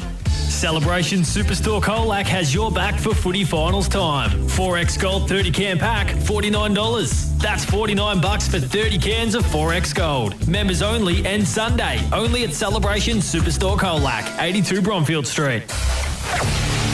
Powered by Sports Power Colac, FSR equipped, KFC Colac and Minerva Foods. This is CDFNL Live. All right, here we go. About 25 minutes of footy left in the preliminary final. And it's a 1-point ball game. The Colac Imperials kicked the only 2 goals of that third quarter, and they lead by a point, 4-6-30. Lorne 4-5. 29. The big news is, though, that Campbell Scott's gone into the race. Looks like he's hurt that shoulder once again, but we'll see if he goes back on the field. It almost that glass break just in case of emergency. Yeah, it's going to be interesting. Yeah. Stevcom stats, AJ? 18 free kicks to Imperials, 14 to Lorne. 8 here has Brody Stevens on Imperials side of things. 24 to James Hughes, 22 to Louis Holmer. Leading stats winners for Imperial, Bailey Scott, 11 kicks, 8 handballs, 5 marks, 19 disposals. 13 so far to Austin Arnold, 9 kicks, 4 handballs, 2 marks. Lorne side of things, looking down the list, it looks like 15 to Ted Middleton, 10 kicks, 5 handballs and a couple of marks. Charlie McCartan, 8 marks on the Stevcom stat sheet, along with 9 kicks and 4 handballs, 13 disposals. Stevcom stat sheet, boys. I reckon we're going to get an either Bailey Scott show or an Ed Kerno show in the next 20 minutes. Yeah. Both in the centre square to start the quarter. Yeah, I've just walked out the both huddles, boys. And Bailey Scott went to the 3/4 time break with a massive smile on his face. That's confidence for you. If there is a breeze, it's probably Imps are probably kicking with a slight breeze, if anything. So here we go. 20. It all comes down to this preliminary final. It's been a hard-fought 3 quarters. What's the last 25 minutes have in store for us? We're underway. KFC Colac last quarter. It's the Cats leading by a point. And Bailey Scott's going to get the first possession out of the middle of the ground. He kicks up towards half forward underneath at Adams and takes a class over centre mark of the day. They were incredibly nervy by foot in the later part of that third term. What can they do here? He's going to go long. Up to a contest. Paddy Bright worked his way to the front. He couldn't mark it. At the back there, Arnold and O'Shaughnessy. I'm going to ball up there again. O'Shaughnessy's moved to Jackson Bright. He's played a brilliant game in defence all day. So Bright looked like he was going to really open this game up, didn't he? Yeah, early in the game. He moved really well. On O'Donnell at the moment. Hughes grabbed out of the ruck. Tackled by Brody Stevens. Ball up yet again. So if you're Elvie, you'll be pretty happy with what you've seen so far. But like I said, it's all to play for. Could it go 2 extra minutes, maybe? Oh, Drew. Maybe. You've gone early, Drew. It's a slight possibility as the Cats have got the footy now. Stevens been huge in that third quarter. Just paddles the ball forward. Hack forward by Wisby. Here we go to Theodore. Kicked off the side of the boot. Looking for Melville. That a shocking bounce. Here's Bailey Scott. Couldn't take it. Foster couldn't quite do so either. Fletcher stepping around the board and Cunningham's marked it in the centre of the ground. He's going to go back around the mark. He's going to come back. That kick was looking for the 2 coaches there in Curnow and Bailey Scott. Campbell Scott's into the rooms, getting that shoulder reassessed. That could be a big story. I think Lippy went in to donate his shoulder. That could be a big story during grand final week. If that happened, the Cats able to hold on from here. So Lamb Cunningham having a terrific year. He's had some big jobs today, but he's doing a really good. He's had another good game. He's in the smack bang in the middle of the central reserve, and he's going to play it on and thump it towards 20 metres out from goal. Stevens is down underneath it, punched away. Bazastic mums up to meet the footy now front and centre. Runs his full measure there. He kicks to the wing position. Hovers in the box seat. Good defensive work again by O'Donnell. Arnold mops up. He's had a terrific prelim. So is this guy, O'Shaughnessy. Back in board to Brody Stevens. Can pass back to Cunningham. He had a fumble under pressure. He got the ball forward somehow. Here's a chance for Tannis. He explodes away. Kicks inside 50. Good kick to Theodore. Just couldn't quite get to him on the full. And McCartan happy to see her go over. Boundary throw in. 2 minutes into this KFC Colac last quarter. It's the Cats leading by 1 point. Looking dangerous, the Cats. They're really moving the ball. Yeah. They are. They're throwing the kitchen sink at the moment. But how much petrol are they using at the moment without scoring? Stacks on this in the left forward pocket and be another ball up. About 30 out from the Cats' goal. Kicking to the leisure centre end of the ground in this final quarter. KFC Colac last quarter. Fire throws it back up. Hughes wins the Free kick. tap out. There's going to be a free kick. It's going to Colac Imperials. And it's George Stephen. I tell you what, he'll kick the distance. Without dominating the stat sheet today, I'll tell you, he's having a big presence, isn't he? The one percenters, trying to keep the ball alive at times. He's thrown himself in the ruck at times. Good news, boys. Campbell Scott's back on the ground. Oh, there you go. So George Stephen just inside the 50 to give him a 7-point lead. He goes back. He likes it. And he has kicked a goal. It's a big one. The former Lorne Premiership player puts the Colac Imperials 7 points up in this KFC Colac last quarter. Oh, Bailey Scott copped something in the celebration there, and he's winded. Oh, okay. The old Wayne Campbell style. So they go to 5-6-36 Lorne. Colac Imperials Lorne a 4-5-29. I think Wayne Campbell did his quad celebrating a Mark Coughlin goal against Geelong, and they didn't even win that day, Pete. Oh, well, we didn't kick many goals that day, probably either. But I think Chappie won it. He's an early celebrator, George Stephen, isn't he? He as soon as the ball hits his boot, he knows it's going through, and didn't have to climb the tree to get the footy. No, that's right. If they happen to get through next week, he'll be playing his 50th senior game in a grand final. But the Dolphins are going to have something to say about that. Coots hucks the kick inside 50. O'Donnell goes down a ripping grab. The Carton has swung forward. Coming to meet it there. High tackle, free kick. It's going to go to Harrison Taylor. He was tackled high. Man on the mark will stand about 48 metres. Now, this guy's a good thumping kick too, Harry Taylor. He is. We know what his old man was like in front of the big sticks. Wonder if he's watching it from Brisbane potentially. Is he going to go short and finds Teddy Middleton? About 15 metres further, but he's on more a bit of an angle. Yeah, tight angle for Teddy. Oh, this guy, he's a good kick too. They haven't kicked a goal since the 19-minute mark of the second quarter to put them 16 points in front. And they haven't, and it's been on the Imperials since then. They've kicked the last four, the Colac Imperials. So Teddy Middleton, of course, played a few games with Footscray in the VFL, who are one step away from a grand final berth themselves as well. This is a big kick from about 47. He struck it pretty well. It's swinging back at the post. One behind. It is a one-kick game. 4-6-30 Lorne. It's 5-6-36 Greg Allen Farm Machinery scoreboard. And here go the Imperials now. Brock Stephen goes by hand. Looking for Campbell Scott there. That shoulder looks all right. He takes a cheeky bounce.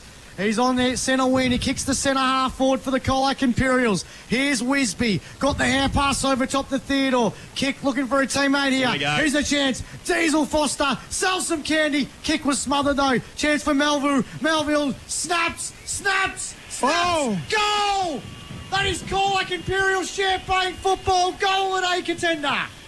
A Westvic Sheds and Garages goal of the day. Imps footy at its finest, and all of a sudden they lead this prelim final by their game high 12 points. They're 6-6-42. Lorne a 4-6-30. Greg Allen Farm Machinery scoreboard, and we've gone 6 minutes in this KFC Colac last quarter here on Mix FM. 2-goal turnaround. And end-to-end footy, which we haven't seen Imps be able to do all day. We know we've seen it plenty of times in the home and away season, but kick out from Bailey Scott. It ended up with Campbell, who run and carry. Beautiful kick and haphazard into the forward line, and Diesel Foster ended up passing it off in the end. It all started by Campbell Scott on the wing. It was. He was going to get tackled. He broke the lines, didn't he, Drew? So what the reigning champions have got? The Cats have kicked the last 5 goals of the game. Their lead is 12 points. Back in the centre we go. Curnow trying to lift his team. He lays a good tackle there on Tanis, and we're going to ball up. Lorne look a bit flat. They don't look like they've got run in their legs at the moment. I think the turning point was during that third quarter when Stephen Cass kicked that goal. Or Jared Foster before half-time. Here's Fox. Just hacks the kick out towards the wing position there. Here's that man I just spoke about, Campbell Scott. He's got himself going in his third term, and he took a cheeky little bounce, and he's going to take all of them on. Has 2 bounces. There was nothing wrong with him. Nothing wrong with him at all. He might have copped a stinger. Kick, though, wasn't so good, though. Coots. By Cass. Gone. Gee, they've got the answer at the moment, the Colac Imperials. And the free kick will go to Stephen Cass. Defensive side of the centre for the Imperials have got all the answers at the moment. He's been told to hurry up here. He's going to be quick. Just in the nick of time. That's a good kick. Bailey Scott got in front, couldn't take it. Here we go. Hands it inside to Tanis. Kicks inside 50. McKay got it. Caught one a bit late. And it might be 50. Don't turn it over. It's 50 metres. Oh, that 50 Yes. Now, this will be a goal, Drew. it was late, Yeah, no, but no doubt it was 50. It was 50 any day of the week, but the Imps don't want to turn this ball over. So now. Will McKay are going to send the Colac Imperials 18 points in front as we approach an 8.5-minute mark of this KFC Colac last quarter. Bang! Going to call it, Pete? Yeah, I reckon it might be. I think Lorne are in big trouble. The reigning champions are on an 8 count at the moment here at the Central. That's 6 in a row. 7-6-48 the Colac Imperials. Lorne have stopped. They're 4-6-30 on the Greg Allen Farm Machinery scoreboard. Pete, they've just got all the answers. They have, and they need 3 goals to draw level, and they've only kicked 4 for the day. So it's tough work here. McCartan's gone forward, but they have not been able to get a contested mark up forward at all against this Imperial defence so far today. It's just incredible that at half-time, they only kicked 1 goal. Yeah, that's right. 2 goals, sorry. Now all of a sudden, they've kicked 3 goals in the space of 6 minutes. And this is without Bailey Scott dominating. That's they right, have had 7 individual goal kickers. Bailey kicked their first 5 last week. Extraordinary. Stevens grabs it out of the ruck. Nick Nat-Nui style. Hand passed it forward. Bailey Scott's there as well. Fox is there. The Seagulls are about to evade the centre reserve. Someone threw a chip on the ground. Ball kicked forward there by Sayers. Goes for Brody Stevens. His hand pass Hughes. He, like a battering ram, bangs the ball forward for the Dolphins. Kicked off the ground there by Brock Stevens. Here's a chance now for Lorne. They go inside the forward 50. O'Donnell, Coots gathers the footy. Drops brilliant. It. He's been on the footy. Their back line today has been it's phenomenal. been outstanding. O'Donnell, who just doesn't look like a senior footballer, he's playing like one at the moment. He sends the ball out of defence. And he finds a teammate beautifully in Stevens. They're out. Who got it to Wisby. Wisby now takes a couple of bounces on centre wing. He sends what are they? The Imperials inside the 450. Curnow, this way, that way. Smart. He's tackled there.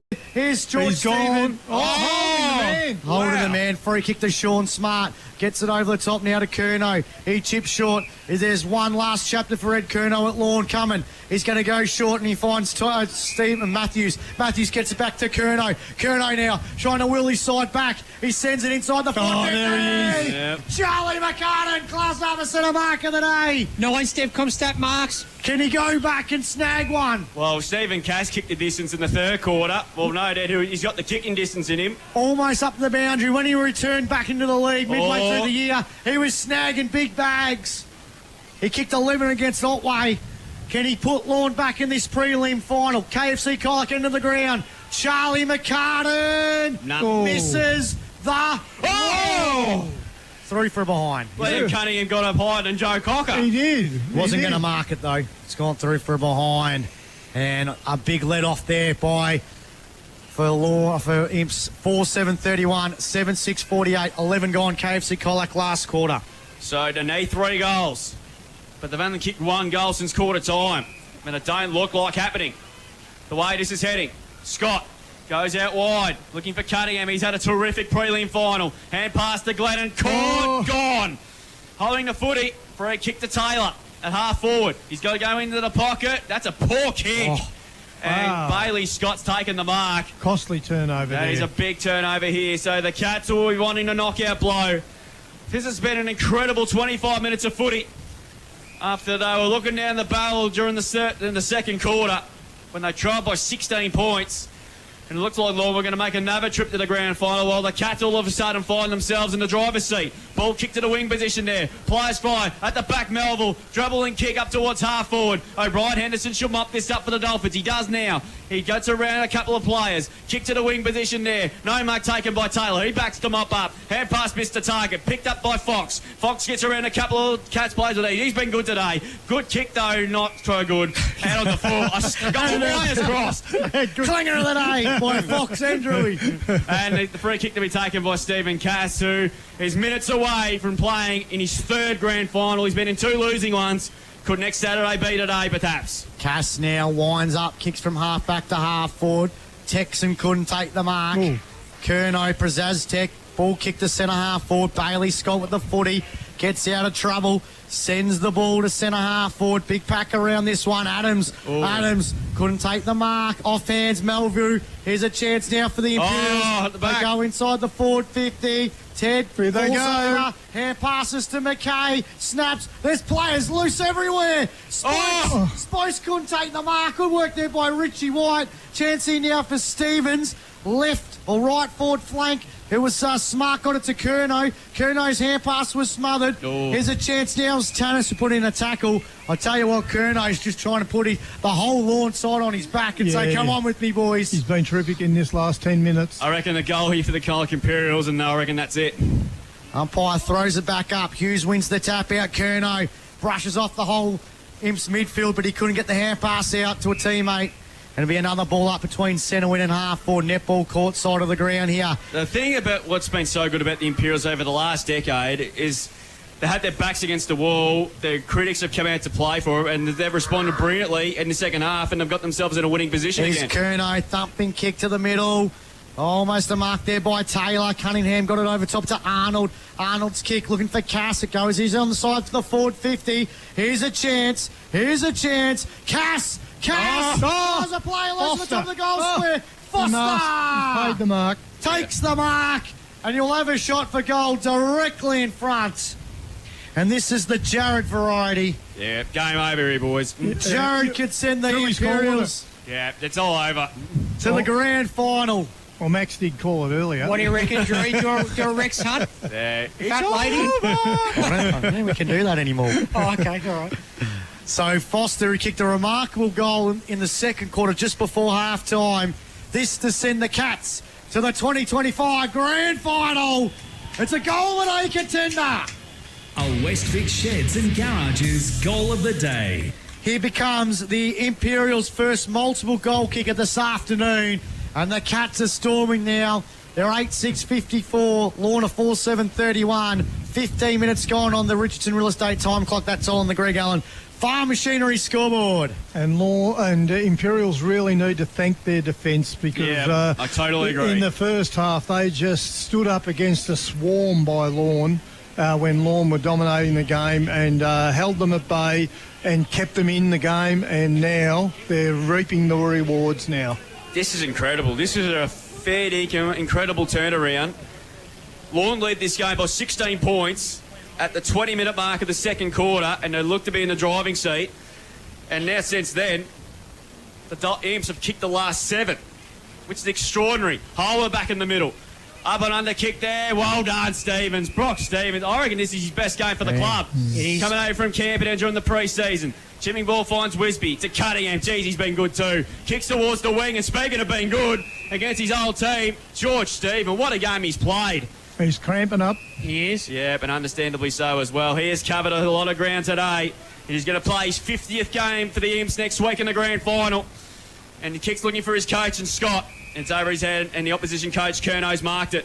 He plays on quickly. Whedon got in front. Well played. He's going to get a free kick.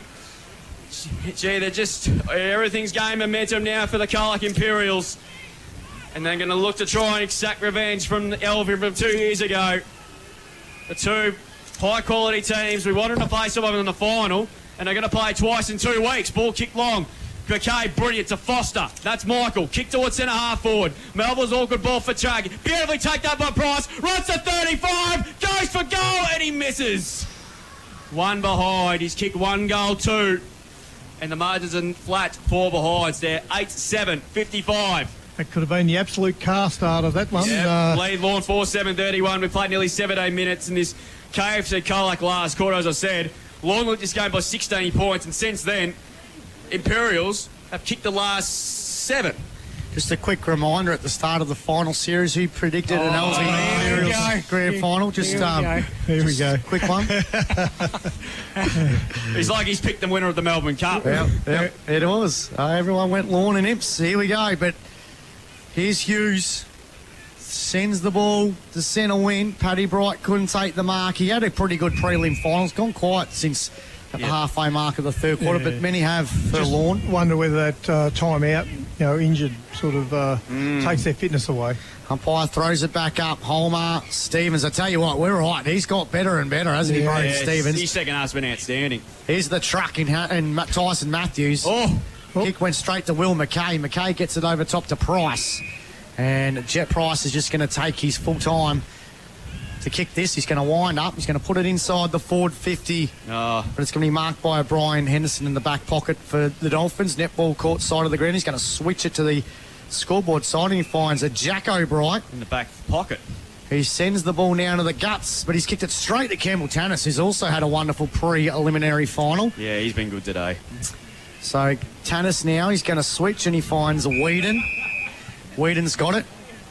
And he goes short, and he finds a Brody Stevens, who kicks it over top to Wisby, who really has played a good four-quarter game. He has today. Yep. Couple of moments where, as I said, of hesitation at times, and it has surprised on how good the Imps have been since halfway through that third quarter when they were looking like they were choking a little bit. But back to Imps football, they believed in themselves. Yep, and I could see it at a three-quarter time, Max. I went out to the huddle and I looked at Bailey Scott's face and he had a big grin on his face. And he tells you that's confidence. And look what's happened in this last quarter. He knew. 19 minutes gone. KFC Colac, last quarter, it's 55-31. And it's the Imperials leading by 24 points. Boundary throw-in. Foster doing the ruck work. Beaten to it by Foster. Kerno had a big last quarter, but nothing in return, and kicks it straight down the throat of Brody Stevens. He's had an unbelievable second half, and he's going to go inboard to Cunningham. He's had a really good prelim. He's got better, including his second half. Left foot kick there on the left wasn't good, and Kerno's marked again. He's having a big last quarter. Kick towards the wing position there. McCartan there couldn't take the mark. Ball spills to the front, taken away by Brock Stevens. Brock Stevens kicked up towards the half-forward zone, and a good mark taken. In fact, it's going to be a boundary throw. Now, there's something going on down here, boys. Oh, McCartan, and I'm not sure who the Imps bloke is there. I didn't see it. I did not see it, but this is something you don't need happening in the last few minutes of a preliminary final. Oh, emergency umpires going out. Cunningham. Oh, she's on. Yeah. They are exchanging insurances right now. If you're the Colac Imperials, you get out of there. Yeah. Bailey Scott's in there. Ed Kerno's in there as well. He's going whooshka just before he departs the CDFNL. He might be just collecting traffic tickets. Well, if you're a Colac Imperials, you'd be too stupid to do this. Yeah. And someone's been yellow carded. Dougie Evans is out on the ground there in his truckies. Yeah, I'd get out of it, Stephen Cass. You want to go in the grand final. Yeah. Who's been carded? I don't know.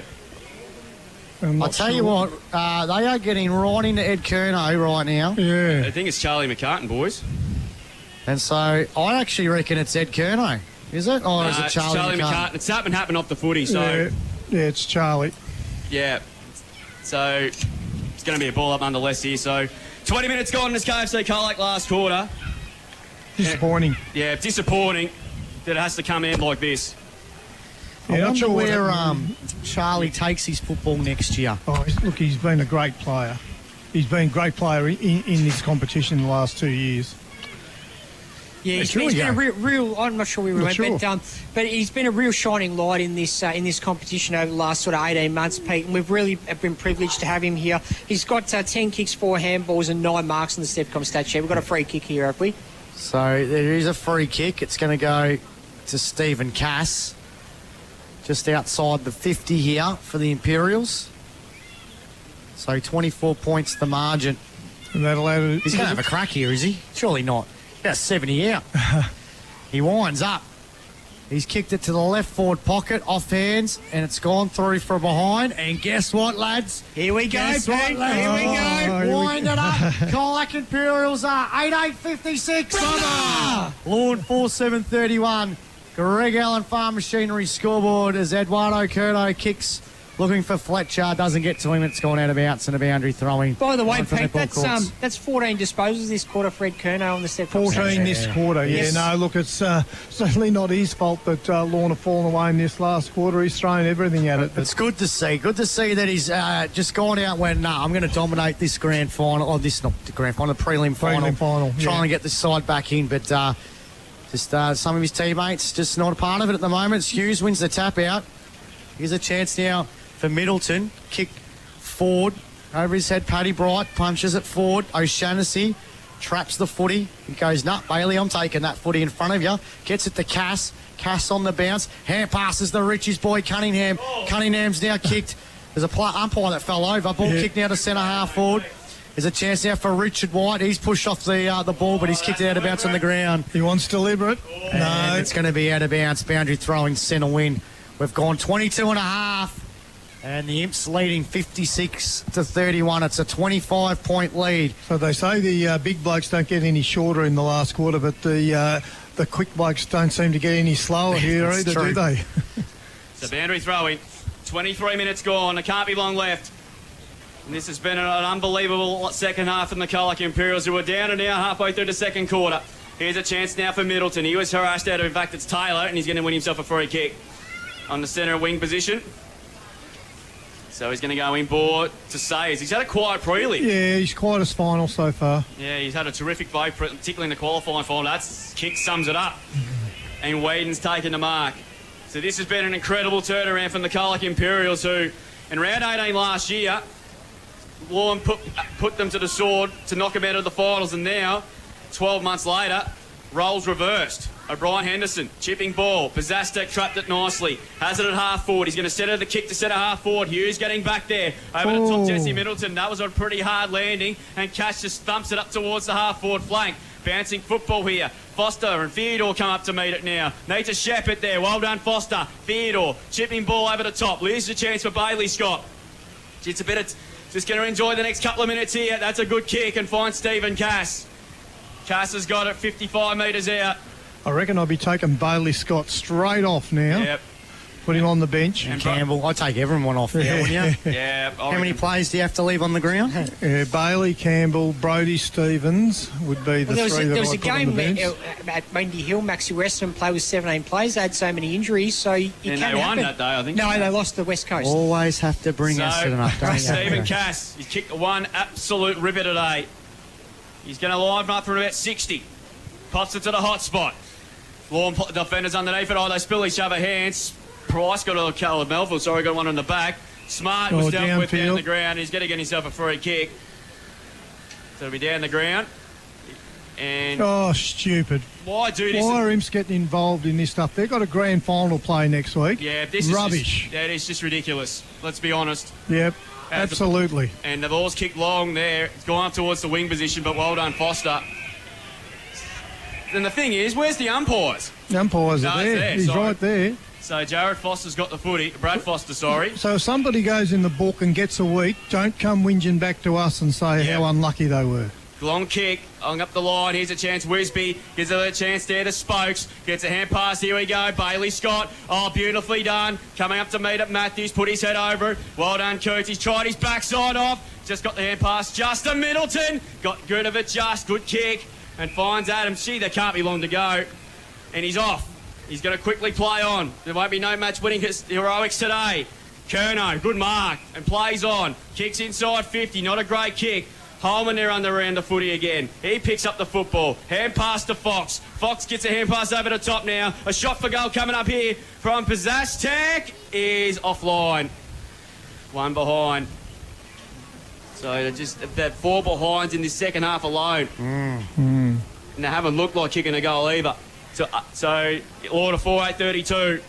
Lead the Imps 8-8-56. 26 minutes gone.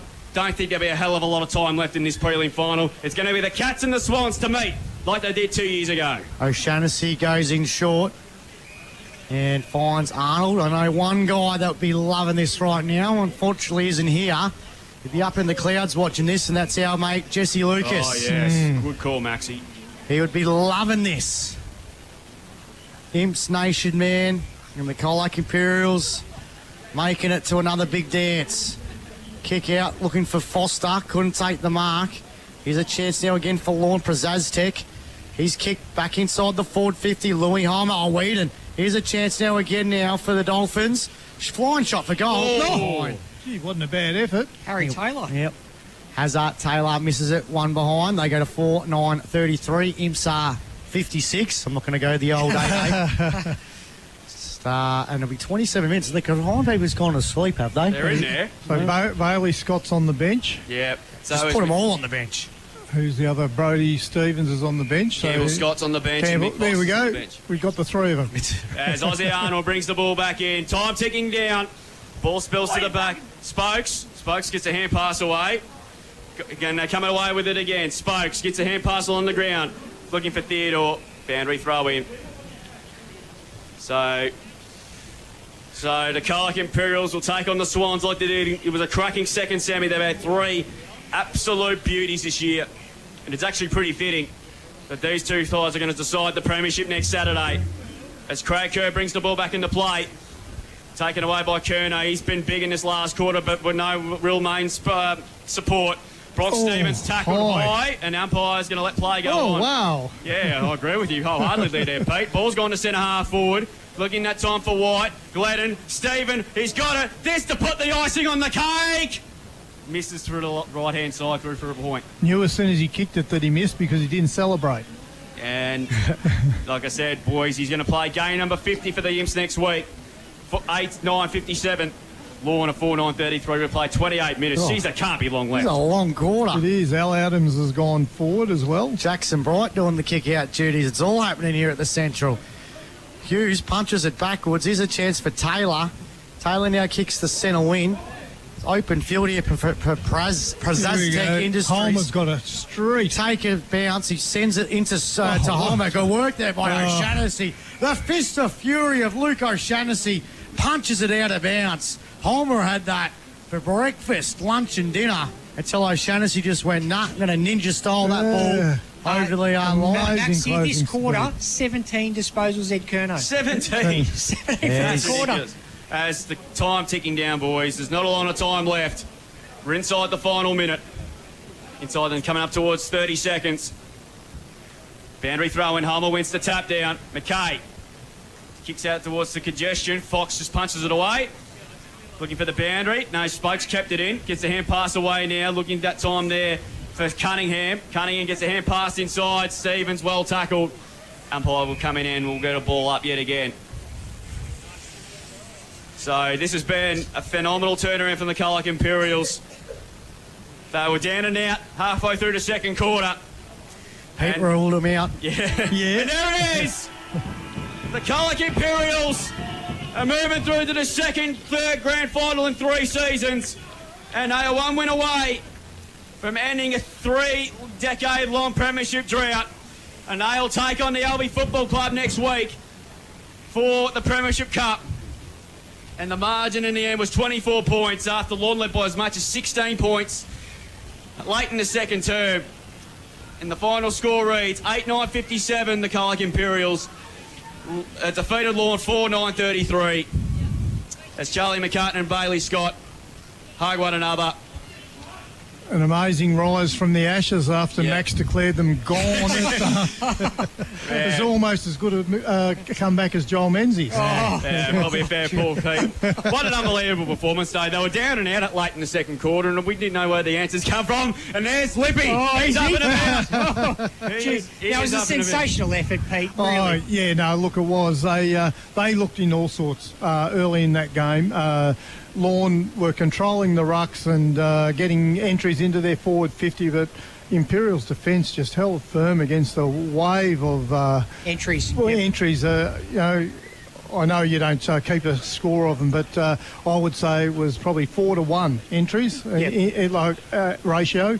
But O'Shaughnessy, Arnold, O'Donnell, who had his pants pulled down last Trey week. Whedon. Trey Whedon. A lot of the players that had bad games last week had really good games stood today up and today. responded. In the game, it was pretty much, look, at half time, they were staring them in the face. They straight to exit. And look, true, Bailey's a star, but they didn't need him to do as much as he usually does today, Pete. And that was the beauty of it. Like, you wanted to see an all-round team performance. You can't have Bailey Scott single-handedly keep them in the game. And look what happens today. They just kept fighting. They just found a way. And the turning point for me was during that third term when Stephen Cass kicked that long-range goal from outside 50, and that really set the tone. So that was an unbelievable effort. So Lorne would be really disappointed with their forward line. Their tall forwards really failed to take too many contested marks at all. I know Hughes took one down here, which was from a goal that he missed, but they had no presence at all at ground level. For Lorne to improve, they need some speed and some goal smarts in that forward line to take advantage of their forward 50 entries. So it's all down to two teams for the 2025 flag next Saturday. Similar to 2 years ago, LV taking on the Colac Imperials have had three genuine crackers this season and an unbelievable rise. What a fair turnaround it's been, because the Colac Imperials were absolutely pumped in the last game of last season by 10 goals, and the roles have sort of been reversed in the preliminary final, and they have locked out Lorne's for this, and their premiership race comes to close. Is it the last time we see Ed Curnow, the coach of Lorne? We'll have to wait and see. There's a few there. Al Adams making his way off the field as well. Do we see him again next year? Yeah. I'll tell you what, for a side that has a bit of a monkey on the back, the Imperials in finals, and I'm not talking about senior football, they seem to, I don't know, lose the unlosable at times. They've had a good day. Their A-grade netballers came good, and their senior footballers has done the same thing. So a little shift in the air at the Western Oval all of a sudden. Yeah, it's going to be a big week ahead for them. We'll take a break here on CDFNL Live, back with the RSL post-game show after this. It all comes down to two teams next Saturday, and what a contest we're going to be in for as the Imps make their way up the race, and they're one win away from ending a 30-year-long premiership drought. They overcome the odds in the second quarter. They were down and down, as I said, and now they are through to a grand final by 24 points. 8-9-57 with a 6-0 second half to Lorne 4-9-33. We'll take a break. Back with plenty more from the Central Reserve and plenty more after this, and to wrap things up as well. On Mix FM, this is CDFNL Live. Happy to play. Keeping's off for the moment. Now they pull the trigger. A good run at this time is far, and guess who? Charlie McCartan, come on down. Takes a click. Running back there with White. He had his eye over it, did well. Here's a chance for the Bombers. Ramos, is this the goal that the Bombers are looking for? It is. Yes, it is. We get a goal in the second half, and the Bombers just keep the door ajar. Dolphins are going to reload. Back inside 50 to the hot spot. Dolphins need to help out. Hughes is there. Good part, good mark. Stonehouse. Jeez, he's had a Wheels is there as well. Middleton, great tackle. Should have been holding the footy. Umpire said no. Ball spilled out, and umpire. Is it a goal? Everybody stopped. It's a goal to Hughes, I think. It is. Goal of the day contender. And In real estate time clock. Boundary throwing there. Grabs it out of the ruck. Has a flying kick. Oh, you're going to bounce through it. It's done a Shane Warne leg break. Lick Dare kicks the first goal. White throws it back in. Dare punches it towards the goal. Liam Older grabs it this way, that way. Here's the Barrow. Barrow dribbles it for a goal. All right. Barrow's kicked a goal with an A contender, and guess what? He's going to go long. Perfect conditions for football here. Bit of holding on. But guess who? Lincoln Dare's taking a ripper. Took a really good mark. No, it's a free kick. I didn't say what for. So Bailey Scott's got the footy. Here he is again. He runs the 40, goes for goal, and goes bang! God, how good is he? Here we go. So he's going to launch it to centre half forward, and that's where he does. That's a big kick. Spence, big mark. Class up a centre mark. For the Swans, up the guts. He's kicked it. He's gone long. Link there. Again! Put the fire home.